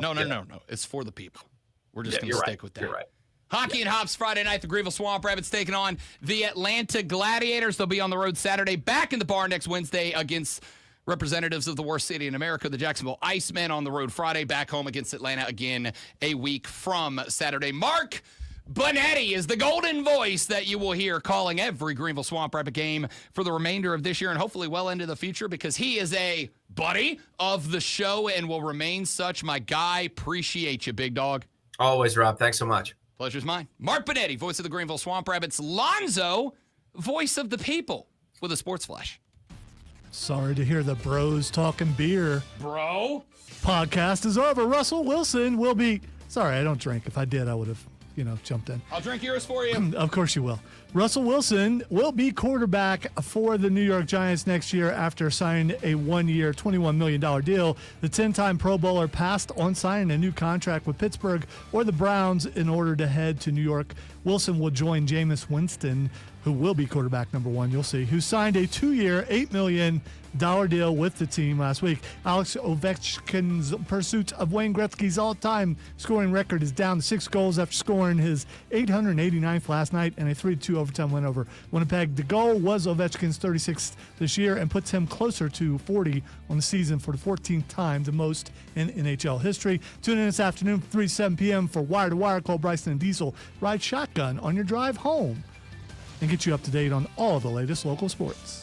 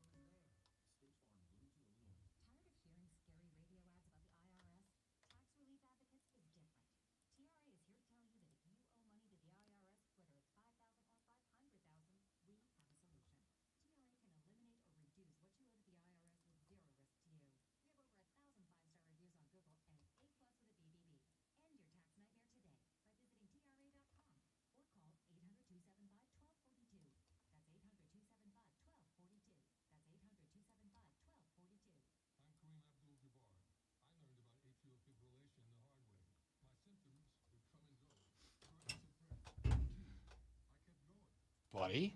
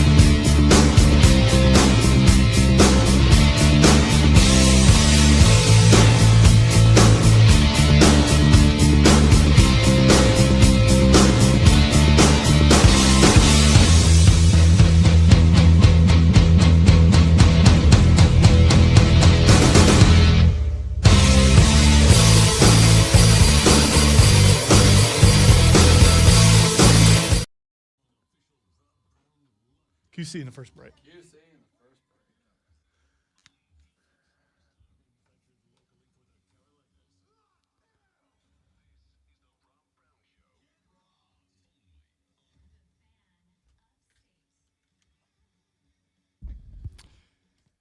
I have in years gone by coached. Hey, you want to make an announcement? I want to make an announcement. Do you want to make an announcement? Oh, are we confirmed? We are confirmed. Do you want to? I mean, No, I wanted to wait want- till tomorrow. I want but yeah. you to make the announcement. Okay. All right. But I'm not going to do it. I'm but not going to do it the way you want me to. do it with the gravity that it deserves, Lonzo. See, I can't do this because, believe it or not, this for me, and hopefully it turns out to be true, will be the number one interview that I've ever That's been a why part I of. want you to make And- the and I announcement with just- the gravity it deserves. I can't do it, dude. With the weight? I can't because I'm worried and I'm nervous. The enthusiasm. And I'm scared to death to do the interview, but I hope I get to do the interview. And then there's that jinx thing you were talking about earlier. That's the other reason I want you to do it, because it's only happened when I've done it. Okay, all right. So do it like it deserves. No, I'm not doing. I'm it not. like it deserves. I am not going to plagiarize or mock. I'm not asking you to I'm do. not going to pretend like I am friend of the show, Tony Schiavone. I'm not going to do that. I I'm want you not. to do it with the excitement and enthusiasm that you have. All for I can securing say, this. my favorite wrestler of all time, who I watched as a kid with my papaw, and I cannot wait to actually get to interview Sting. Dude, I just got the text and I'm like, maybe I can frame the text. I am so pumped for this that I hope I'm not an idiot when we do it. And some would say I'm already an idiot, but I mean, I could be a worse idiot. I have been. I've witnessed me my entire life. I am so. This is going to be so cool. Next week. Screw all you people who say, well, you shouldn't be a fanboy, you should be professional. Whatever, man. I'm a gushing fanboy right now. Here's how I look. Okay, so let's start with this. Let's start with the announcement. Next week, Monday? Yes. Monday afternoon, the Great One and I have the opportunity to sit down and interview the icon, Sting. See, you're going announcer, and I'm doing exactly what I am, a fanboy since I was a teenager. So here's how, as we have now confirmed, courtesy of our friend Rob Young at Borderlands Comics and Games. Shout out to Michelle, by the way. She's the one. Michelle. She's the one who does sets up the interviews. Thanks, Miss Michelle. You're amazing. That's who I'm corresponding with at this moment. Beautiful. Courtesy of Rob and Michelle and our friends over at Borderlands Comics and Games as we move ever closer to an incredible event, SE Comic-Con. They are kind enough every year to hook us up with some of the guests that will be headlining this incredible con. It is an incredible. We are fortunate to have this good of a con. My old town of Pensacola, Florida, has a con every year. Pensacon. It's nowhere close to what happens here. We've got other guests that we are working on fingers crossed, confirming as well. But this is the one that Zoe and I obviously both wanted. The icon, Sting. When they asked me who I wanted to try to get as a guest, that was number one on the list. So when we snag interviews like this one, where there's opportunities we have to interview wrestlers, and I don't diminish any of them. I was very excited to interview, for instance, friend of the show Paul White, aka the Giant, aka the Big Show. That was a lot of fun. It was a blast. And I got to tell you right now, I had more fun on the 10 minutes that Paul White just hung out with us on a stream after we were done recording. Like, we finished the interview. He was so disrespectful to Dan. That was hilarious. Brian Danielson. It was whatever his name hilarious. is, yes. We got done with the interview and we ended the recording. And then, like, with a lot of guests, what happens is we push end interview. We're like, all right, thanks for your time. Great to have you on the show. And they go, yeah, no problem, anytime. And we say, all right, you're listening to the Rob Brown Show on the Fan Upstate. And by the time I'm done with the outro, that guest disconnects. But like a few guys hang out. R-Truth hung out with us for a while, cut a couple of recordings for us. Paul White stayed on. And so I finished it where I was like, hey, man, thanks for your time. And he's like, yeah, no problem. You're welcome. And I said, you're from the Carolinas. This was when AEW was doing their show over in Columbia, a year and a half ago or whatever it was. And he's like, yeah, last time I was in Columbia, and then he just started telling us stories. And then we just honestly kept interviewing him, though we weren't recording. He was talking about how Daniel Bryan's a psychopath in the back and how he's the one guy he's afraid of. It was really entertaining. Because Daniel Bryan would jump out of the dark onto his back and just would never choke know him for no reason. He would never know where he would be coming It's from. great. It was phenomenal. But I will tell you that as much as we have interviewed a lot of people of whom I am a fan and consider a Hall of Famer, Big Show's 100% a Hall of Fame wrestler all time, any company. As much as I love it, Sting carries additional weight for people like Great One and I because of the fact that Sting has been around for as long as I have been a wrestling fan. Sting was Surfer Sting. Sting has been around for as long as I've been a wrestling fan. So Sting was Surfer Sting when I was a kid watching wrestling, and then I got Black and White Crow Sting, and then we got Invasion Angle Sting, and then we got Sting Saves the World from the NWO, and then we had the countless different rivalries of Sting all the way up to his run. He joins over to AEW. He puts over also friend of the show Darby Allin. Sting has been not just a wrestler who's been around a long time, but he has been a mainstay, highline, legendary icon of wrestling for as long as we've been fans. And to be able to sit down and have conversations, I'm going to tell you the truth. My apprehension about the interview, Great One, is not going face to face, eye to eye with probably, I don't know, I'm going to say on the Mount Rushmore of impactful wrestlers, right? There's the Hogans and the Flairs and the Hitmans and all that. To me, Sting, whenever you have a conversation about the Mount Rushmore of most impactful wrestlers, Sting never gets mentioned as much as he should. My apprehension about the interview is not staring face to face, eye to eye with the Stinger.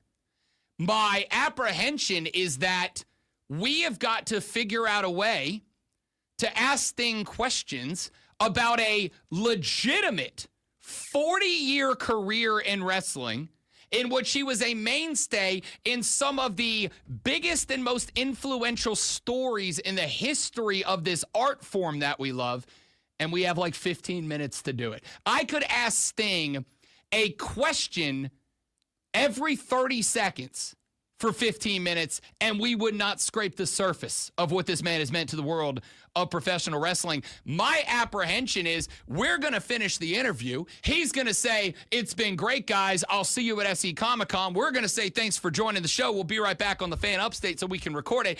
And then he's going to get off the stream, and I'm going to look at Lonzo and go, I had 672 more questions, and Lonzo's going to go, I had 914.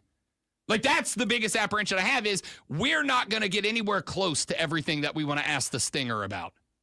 Yeah, I'm pretty pumped. I'll be nervous all weekend about it. So it's going to be awesome. Can't wait. It's going to be awesome. We will record that Monday afternoon. And the bad part is we'll record it. We'll know how good it is. Oh, for sure. But we won't get to play it till the following day. Everything in my world is going to be a fist fight between me, myself, and I to stop from just posting that interview immediately.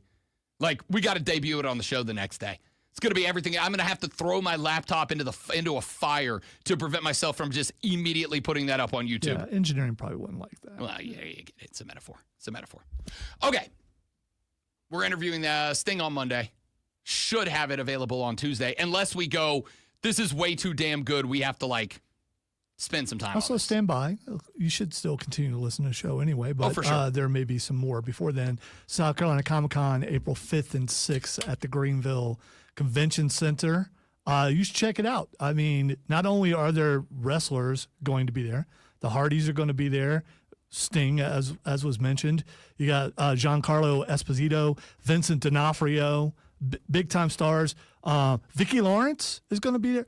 Mama! Priscilla Presley is going to be there. I mean, there are people from MMA. You haven't even gotten to the guy I'm most excited about that's not a wrestler.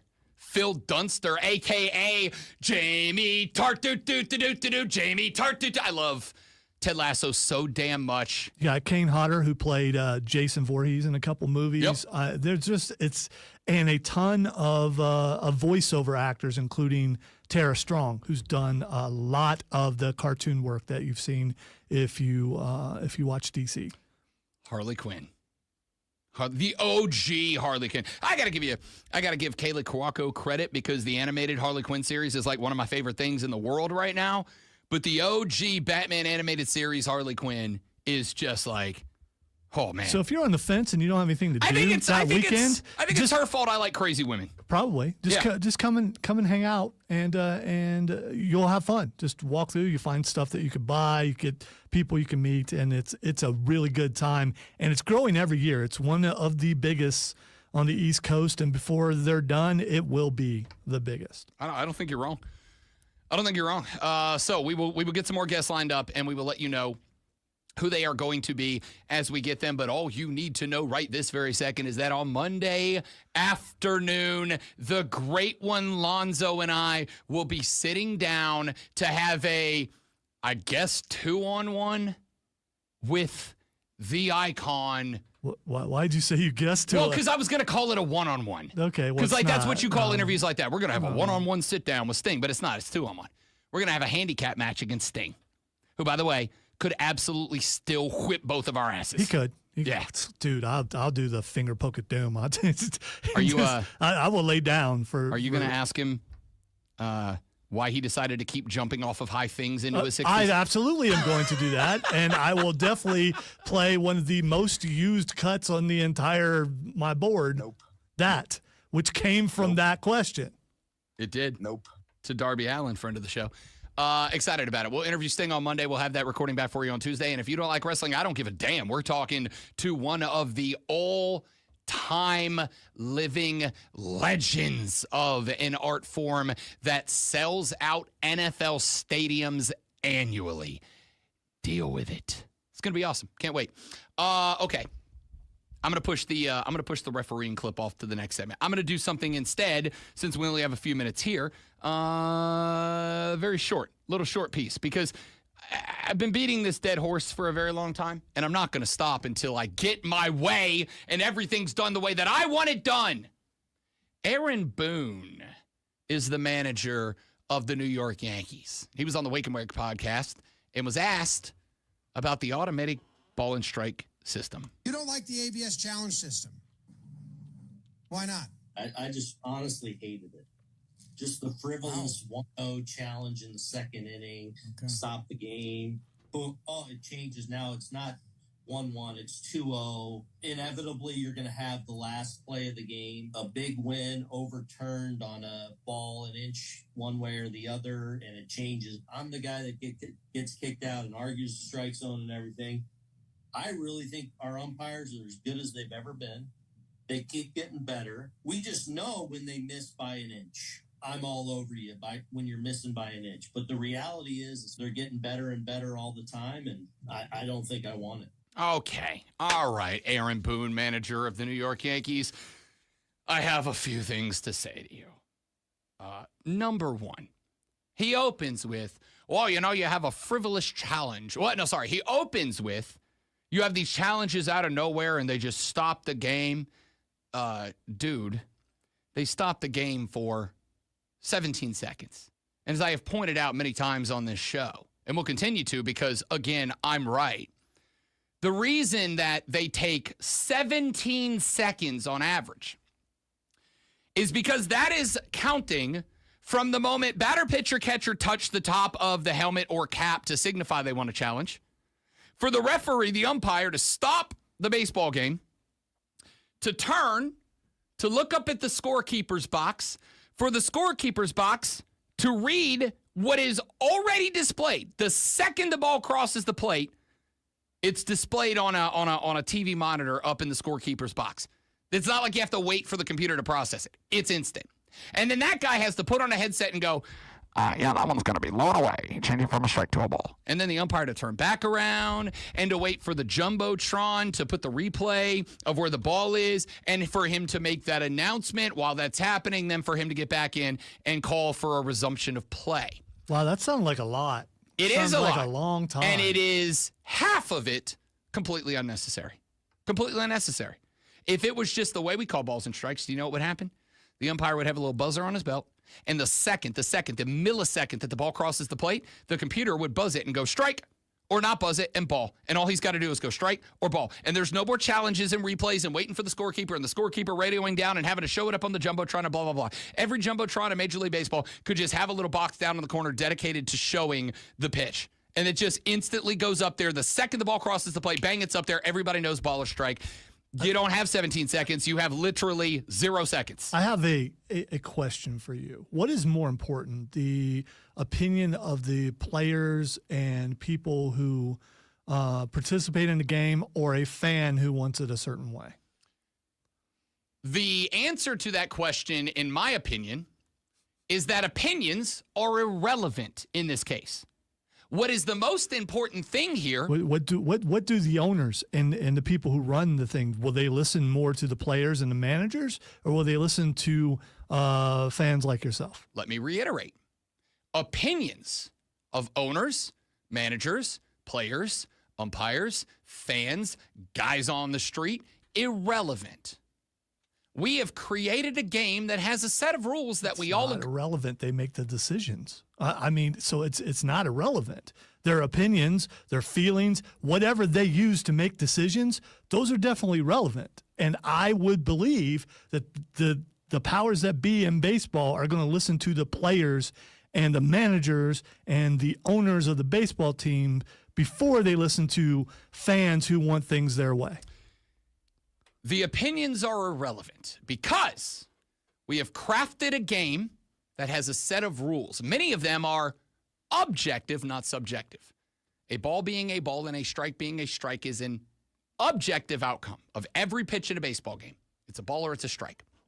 And we now have a way, via the wonders of the future, to determine if a ball is a ball or a strike is a strike, and to do so with immediacy and literally tenths of a millimeter worth of accuracy. What matters shouldn't be the opinion of any group of people. What matters should be, did the pitcher earn a strike by throwing a strike, or did the batter earn a ball by watching a ball go outside? That's it. That's all that should matter. Is it a strike or is it a ball? And so when you have this tech that can tell you instantly and within a tenth of a millimeter whether it was a ball or a strike. And it is so fast, this technology, that we don't have to do all the pomp and circumstance of a replay challenge. We can just go, there it is on the board. It was a strike. Umpire goes strike. That's it. We move on. That's out of the way. Second off, Aaron Boone said, well, eventually we're going to have a result overturned by a ball that's 1 inch outside. Then it's a ball, Aaron. If it's an inch outside, it's a ball. And if the batter got rung up for a strike, he didn't deserve that because he didn't swing the bat at a ball that was outside. It should be overturned because it was a ball, not a strike. He earned a ball, not an end of the game. Yes. Not only I hope we have 100 games overturned, because that means that 100 teams got the result they deserved because their guy correctly watched the ball or their pitcher correctly threw a strike. I hope every game gets overturned. Every one of them. I'll tell you what it really comes down to very quickly, and then we run to a break. Aaron Boone gave the game away with his final answer. He says, I'm the guy that argues balls and strikes. Then you're admitting that umpires are wrong. You're admitting it. What you're mad about is that half your job is now robotic. You are mad at that. You just admitted that umpires get it wrong and you want it corrected in the game. I'm offering that to you. You don't have to get your blood pressure through the roof anymore. You don't have to go out there and argue and get kicked out of games anymore. You can just have the calls be right all the time. So you're removing part of the entertainment of baseball, and you're also removing part of someone's job. And once you start taking little bits and pieces away from someone's job, eventually that job goes away. Once again, now I guess not only do you want the refs to not have jobs, you don't want the managers to have jobs. Because what do you need a manager for? Because he still has to set a lineup and he still has to decide who plays and for how long and for what innings. The computer can look at the stats and go, okay, according to the statistics, this guy needs to bat first. This guy needs to bat cleanup. That's called That's called analytics. And it's the manager's job to look at those and decide if they're right or wrong. And his job is determined on that. That is the human element of baseball. The ball is a ball or the strike is a strike, Aaron. You're out there arguing. I don't need you to. Go to break, you robot. Robert is my name. The Robert Brown Show. Oh, I don't like calling it that. It's the Fan Upstate. All right, guys, live read coming right back. Stay right there, please and thank you.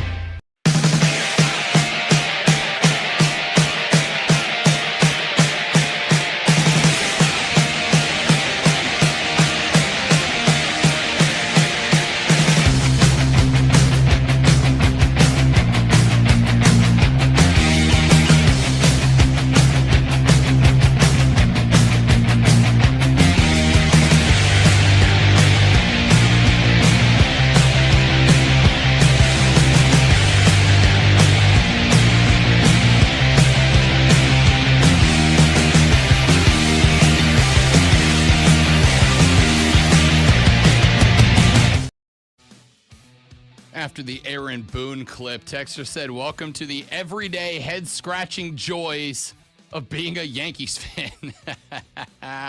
Yeah, it's rough right now, too.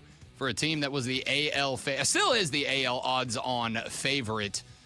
You just lost Garrett Cole for the season to Tommy John.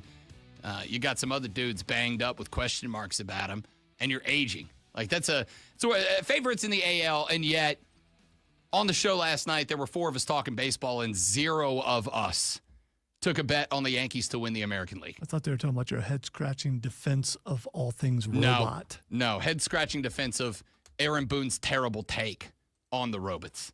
I want to get to something else real quick, though. I have, in years gone by, officiated and coached minor league sports, young sports, youth sports. I have done it at YMCA rec league levels. I have done it at AAU events, and I have done it up through and including junior varsity squads for high school. I loved very little more than I loved coaching and officiating sports. I loved coaching sports because I felt like I was having a direct impact on the youth of America and what I believe is the most important thing that any youth of America can do, which is participate in minor league sports and youth sports. As I've said 100,000 times on this show and others, I think youth sports teaches kids lessons that you can't really be taught in other places. It teaches you how to be a great teammate. It teaches you how to take responsibility both in and after the moment. It teaches you how to be accountable. It teaches you how to be a humble winner and a gracious loser. It teaches you so many life lessons that I do not think there are better teachers of in any other aspect of being a youth in America. I also loved officiating because while maybe I didn't have as much time to work and teach kids about life through sports, you know what I did have the opportunity to do is as an official, when making a call, I had the opportunity to talk to that athlete and go, here's why I made that call. Here's what you can work on. Okay? Here's why I made that call. When you were trying to shuffle step to the left, you threw your knee out. If you would have kept your leg straight, I wouldn't have called that a block. But you threw your knee out. That is going to be called 99% of the time. Work on that. Work on shuffling and staying lateral and not throwing your knee out to block a guy. Here's why I called that foul. Even though your hands were straight up, you did X, Y, or Z. And I was able to teach kids how to play the game as much as to allow the games to happen. But one of the things that I noticed was happening, and one of the reasons, as I'm almost ashamed to say it, one of the reasons that I stopped officiating games, basketball, umpiring baseball, refereeing football, etc. One of the reasons I stopped doing it was because parents and coaches didn't understand or care about the rules. And I, unlike in my regular day-to-day life, when it comes to sports, I'm a stickler for the rules. The rules are written for a reason in the game. And I don't care if you are the LeBron James of whatever league you're in. You, when I have the whistle, will be officiated the exact same as the guy who checks in for the last 14 seconds of the game just so they can say he played. You will be officiated the same. The rules are the rules for the benefit of the game, not for any individual player.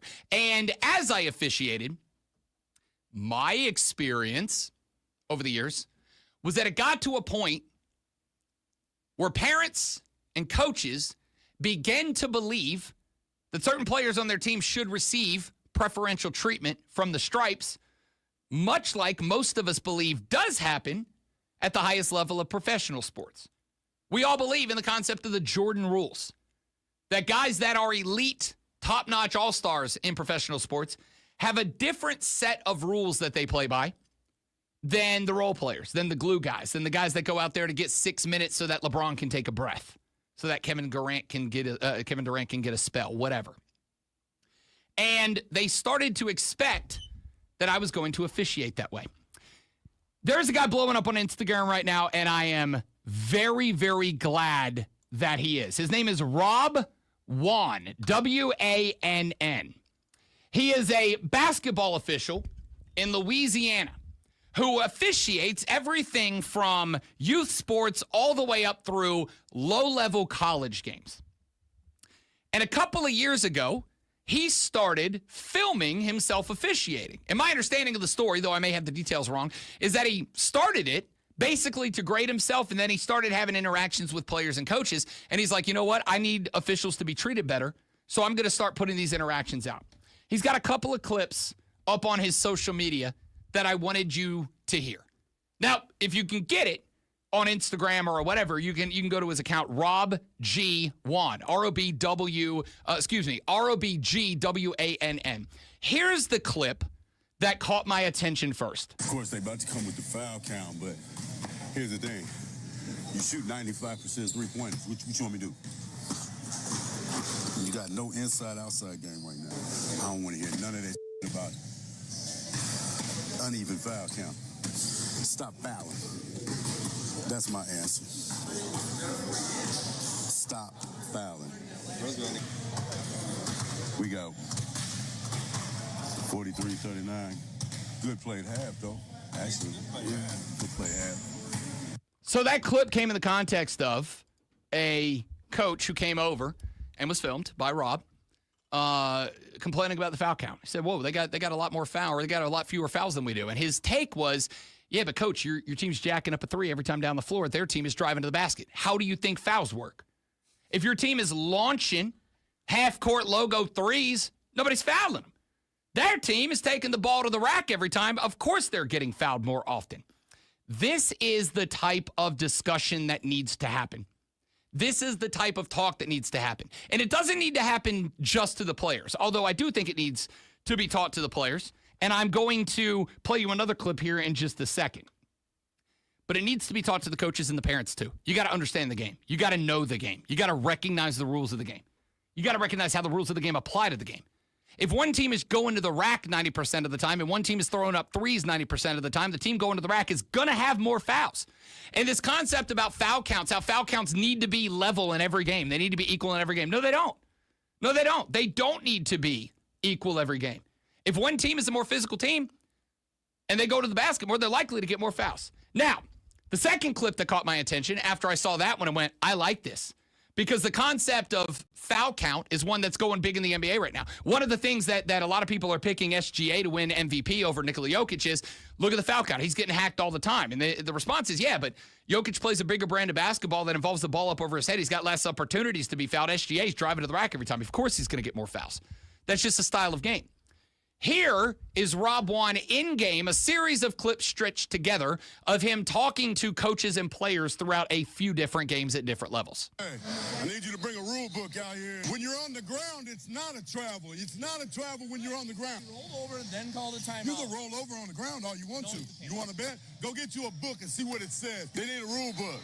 You can't call timeout if you don't possess the ball. When you hear outside your shoulders, it's illegal. You're not listening, okay? I'm not being mean. You can't be this way. Both teams to basically be quiet and play because we're not going to look the head bobbing, complaints on every call. Basketball 101. If you got to be inside your shoulders, when you stand wide like this and lean, it's illegal, okay? This way. You can't get it if you don't control the ball, Bob.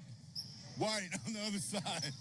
The ball must be controlled to travel. Basketball 101, you can't travel if you don't control the ball. Everybody thinks they know the rules. So that's Rob interacting with different levels, different players, different coaches throughout games. The first one that he was talking about, because I know it sounds kind of wonky when you hear about him, you say you can roll, it's not travel. What was happening was there was a loose ball on the ground. Two players were after it. The ball was being bounced back and forth between them. One player rolled over, and as he was rolling over, he brought the ball with him and called timeout. And the guy was going, oh, let's travel. And what he was saying was he didn't have possession of the ball until he was in the process of rolling over and he called timeout. That's not a travel. And by letter of the law, he's right. You heard him in there explaining to another kid, you got to play inside your shoulders. If you're outstretched and your hands are outside of your shoulders and a guy drives by and you get him, that's a foul. But if you're playing with your hands up in front and you're checking like this, I'm not going to call that. That's within the rules of basketball.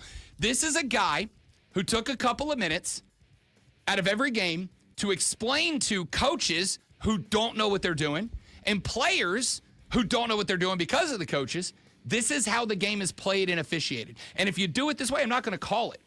I love this. This is a guy who doesn't just love basketball, but he has taken the time and the patience to make sure that the people playing it and coaching it understand what the game is and how the game works. And I think that is spectacular, and this guy should be celebrated for it. On Instagram, Rob G. Wann, W-A-N-N. He is absolutely worth a follow if this is something that matters to you. And to me, it matters a lot. Let's teach the next generation this is how it works. No special treatment. You play by the rules. Let's play by the rules. I love it. Back after this on the Rob Brown Show in the Fan Upstate.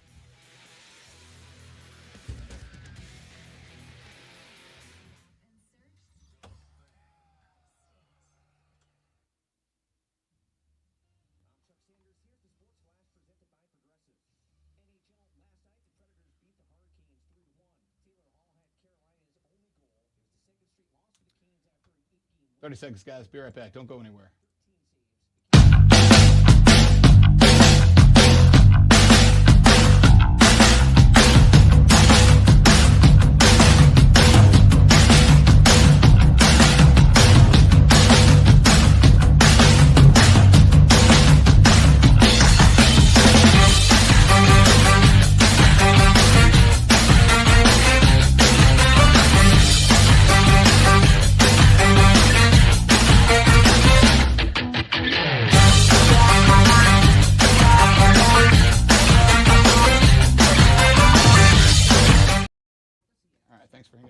We're back. Yes, James, that is exactly. In fact, there's another clip. I didn't get to it, but there's another clip where there's a coach of a team at a like divisional men's league, right? Like not like college or high school, whatever, just a men's rec league kind of deal. And it's an organized men's rec league, but a men's rec league.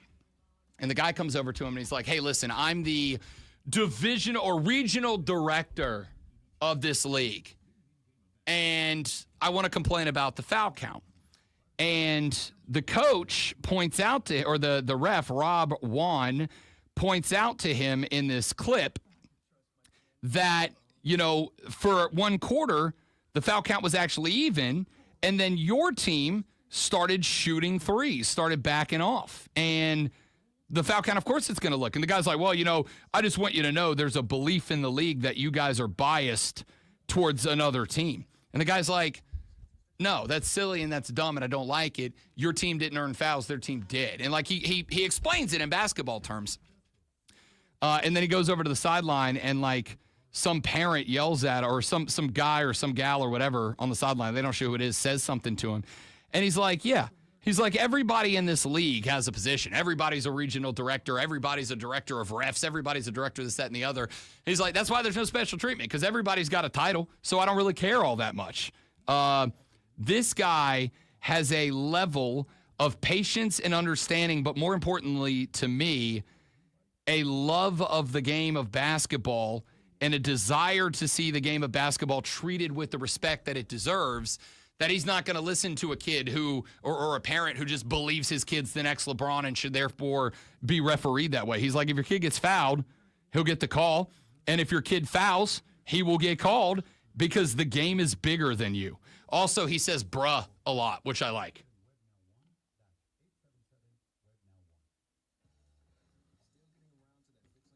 I like this guy a lot. I was watching his clips for like 10 minutes this morning.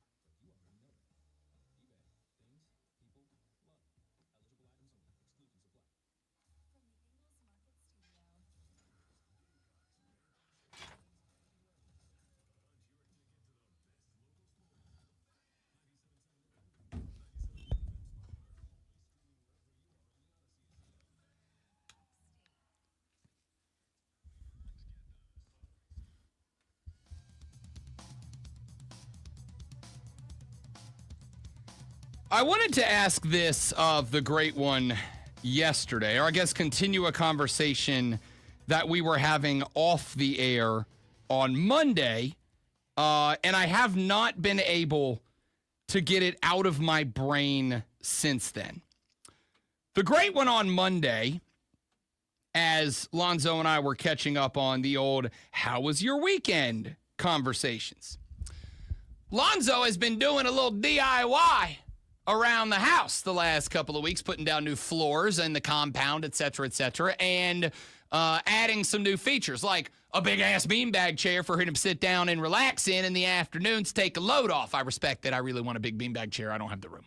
6 foot, by the way. Love that. Yes. Love that for you, not even being sarcastic. I'm very jealous of a giant beanbag chair. There's space left for a Wampa rug.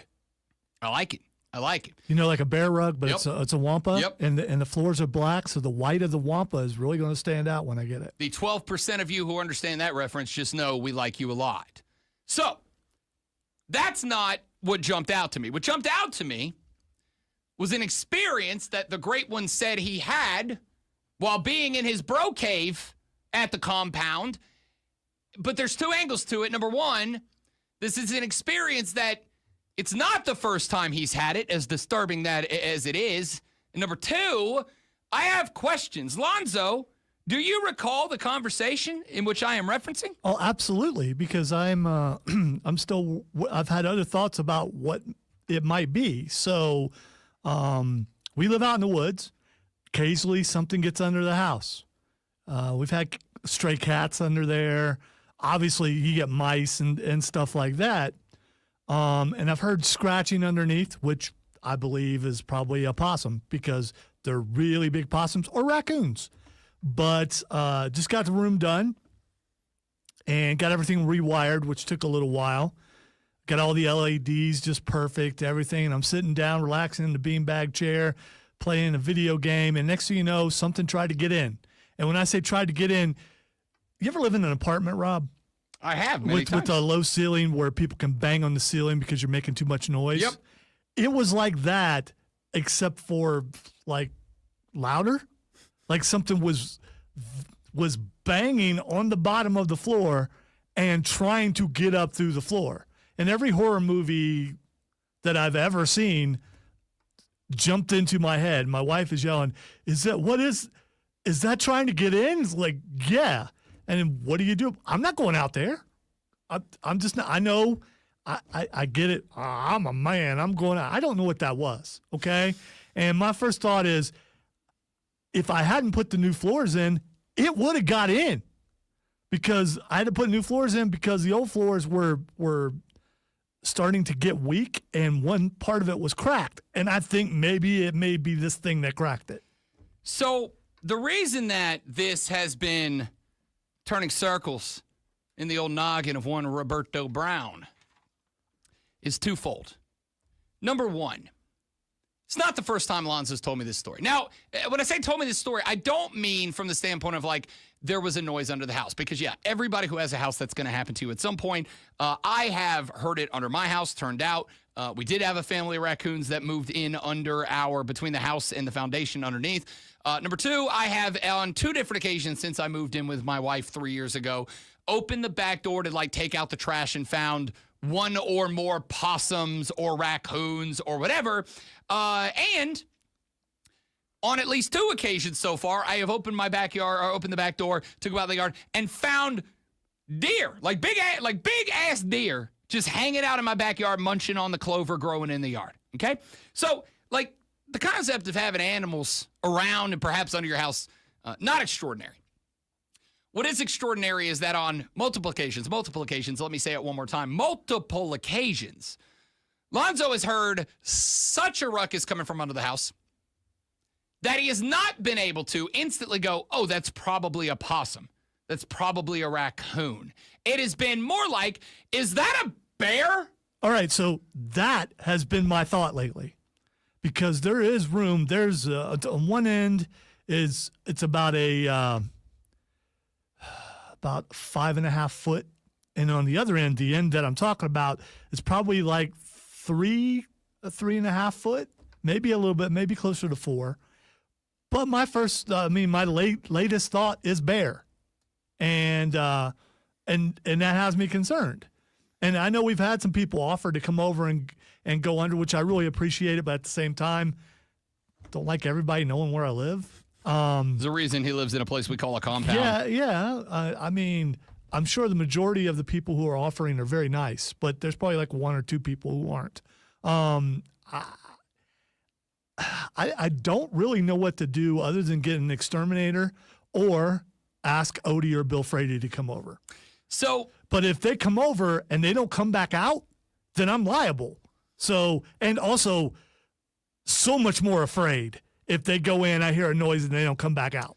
So the thought process here about this conversation is multifold. Number one, the fact that it is a repeating and repetitive event of something large enough that you don't just go, oh, it's a raccoon, it's a possum, it's a squirrel. I've had squirrels on my roof. I've had to go out there and chase out and seal holes and whatnot.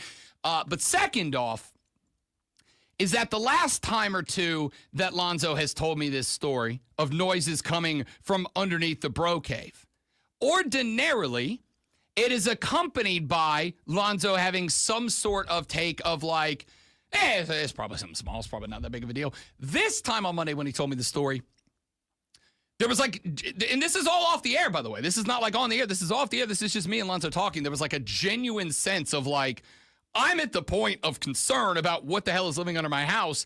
And the fact that this has been a story that's happened twice at least so far.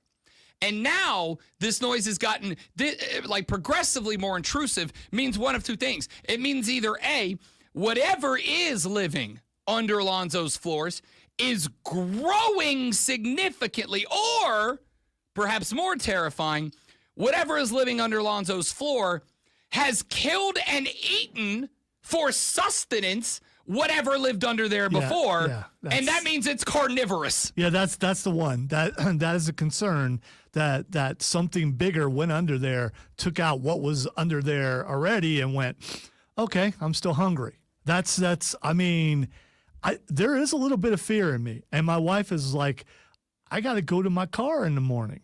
There's definitely fear in her also.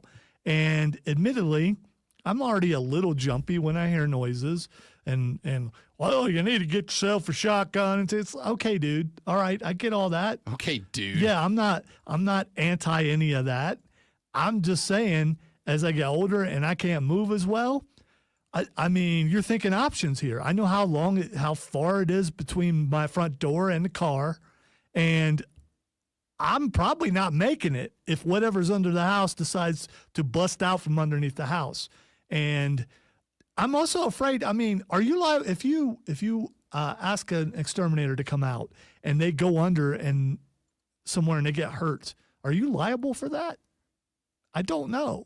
I don't know because they got hurt on your property. I've never had a situation where I've had to be like, hey, man, listen, there's like something that resembles a Brock Lesnar Big Show wrestling match happening on my bro cave floor. Could you go check that out for me? I've never had to do that before. Now, like I said, we've got as many of the houses around here do like the little level that there's like the floor and then there's a big crawl space under the house and then there's the foundation and it's built on supports over the top of that. So there is a big area under there. And we've had animals. Of course, you're going to have it's insulated. It's warm, especially in the wintertime from the outside. In the summertime, it's cooler under there. It makes sense they hang out. What I have not had is a noise knocking on the underside of the floor that made me immediately become an online cryptozoologist. Here's the scary part. Someday, I'm not going to be here. People are going to go, why is he not here? He didn't call in. I haven't heard from him. I don't know where he is. And if that happens, then you know the thing under the floor, it got me. Now, the Rob Brown Show presents Twitter. Yeah. I'm really definitely worried about that. All right, the first thing that's Xing, just because it's Xing, are zombies. I don't know why zombies are Xing. Okay. But I don't know that this is why, but yesterday evening while I was doing the show, I'm like scrolling social media, and I don't remember if it's like Nickelodeon or Cartoon Network or something, but I was passing, and there is a like young teen, late kid zombie cartoon that is coming out. But I was disappointed because I saw it and I was like, oh, okay, like my little nephew's 7. Like I'm kind of starting to get him the spot where it's like, all right, well, hey, we like wrestling now. We like football a lot more now. Like I'm starting to get to the point where it's fun to be an uncle that has a cultural impact on the kid. And 100%, I want him into the zombie stuff like, all the rest of us. So I like not tuned into the show, but like checked out this commercial. And it is a show where it's just like a teen coming of age cartoon, but it's zombies, right? Like there's the cool, popular cheerleader zombie, and there's a football zombie football team with a zombie football quarterback who's like the really preppy zombie and all that. And I'm like, I feel like you're just kind of crapping on a thing that I love right now. Because I'm not a big horror guy, but I love the entire zombie genre. And I feel like you're kind of crapping on it by giving me a handsome jock football zombie. Just give me zombies that want to eat brains. All right, I did see a thing, and I don't know if this is it. It's drop a zombie in it. So whatever situation or whatever movie that you like, you just drop a zombie in it, and what would happen? So that may be what it is. One of those things that someone asked a question on the internet, it got picked up, and then everyone's doing it. That's fair. So it's like, okay, drop a zombie into this show. And there's already 2 every morning around 5 a.m. Also true. Also true. So Not incorrect. All right, the next exact scene is Joe Flacco. Joe Flacco is Xing, I'm assuming, because with the signing of a contract for Jameis Winston and Russell Wilson, now both with the New York Football Giants, there are some teams that still have to figure out their quarterback situation. The Pittsburgh Steelers are one. I could argue the Cleveland Browns are one. I could argue the Tennessee Titans are one. And after his comeback a couple of years ago where Joe Flacco came in and showed up and showed out, there's a conversation going on about whether any of those teams should roll the dice on one more miracle season out of Joe Flacco. I will say, is Joe Flacco elite? When you look up, I don't know, when you look up Joe Flacco, all you get is Cleveland Brown, Cleveland Brown, Cleveland Brown. So that's the Cleveland Browns. Because it's the last time they had a quarterback that was competent was Joe bleeping Flacco. Well, the fans want him back. I don't know if that's going to work or not. We'll see. All right, the next exact scene is Steven Tyler. Speaking of zombies, yeah, stuff. Yeah. Steven Tyler. Okay, off story. This isn't why he's trending. When I was like 13, my parents took me to New York City, and we went to see Cats on Broadway, which, by the way, I love musicals. Cats sucks. Cats sucks. It's boring, and it's awful, and I hate it. By the way, that movie looked freaky. Yeah. There's no way I was watching it. Yeah, I wasn't watching it just because I know the story and the play sucked. I can't imagine how bad the movie was. But when we went to see Cats, sitting a row ahead of us was Steven and a young Liv Tyler. Now, keep in mind, Rob Brown was 13, so it's not creepy. But a young Liv Tyler, and I will tell you for sure that I spent more time staring at Liv Tyler than I did at Cats. And I don't feel shame for that at all. I mean, she has a supermodel mom. She's 47, so she's 7 years older than you. Yep. So she would have been like 20-ish at this point. So what's wrong with that? Not a damn thing. Not a damn thing. Still, Liv Tyler, but that animal cracker scene from Armageddon, come on, man. Come on. Even if it was Ben Affleck. Come on. All right, it's his birthday. Steven Tyler's birthday. 72. 77. Ooh. Yes. I got to tell you. Which parts? That's a good joke. I like that joke. I don't know. All right, the next thing that's acting is South Carolina Gamecocks. Ooh, something I showed you yesterday is now trending. You probably didn't even look at it. No, I did. I did. The Gamecocks are one of the first teams in the country in spring football to go ahead and put on pads, but they put out this really kick-ass social media video about it. They had one of their players under the practice tower, and they had a coach throw the shoulder pads off. And, like, they did this transition video where the shoulder pads landed on him, and then he, like, popped his – like, he was just in the shoulder pads, and then he, like, throws his hands out, and the jersey appears. And then they drop the helmet, and the helmet lands on him, and then he's, like, outfitted for spring practice. It was a kick-ass social media video, and the caption, if I recall correctly, is, "We're in pads." And I was like – LFG. That's part of the reason Ryan Horvat and I were talking college football on March 25th on Bet for the Cycle last night, which I will also, by the way, be hosting next Tuesday as well. All right, one last one. Marvel Studios is trending. Supposedly, it's a rumor that some major announcement's going to happen today. Okay. We'll see what it is. I'll be tuned in. Supposed to be, supposedly, according to the rumor, bigger than Robert Downey Jr. coming back as Dr. Doom. Really? Really? Sometimes rumors are just that, though. Interesting. Hey, that's it for us. Thanks for being a part of the show. Hope you enjoyed it. We will be back tomorrow with Rashad Beard, with Lulu Kesson, with Hayden Ass Mario, with Fight Club, and more. Have a great rest of your day. For Alonzo, I'm Rob. See you back here tomorrow on The Rob Brown Show and the Fan of Say later. I don't know.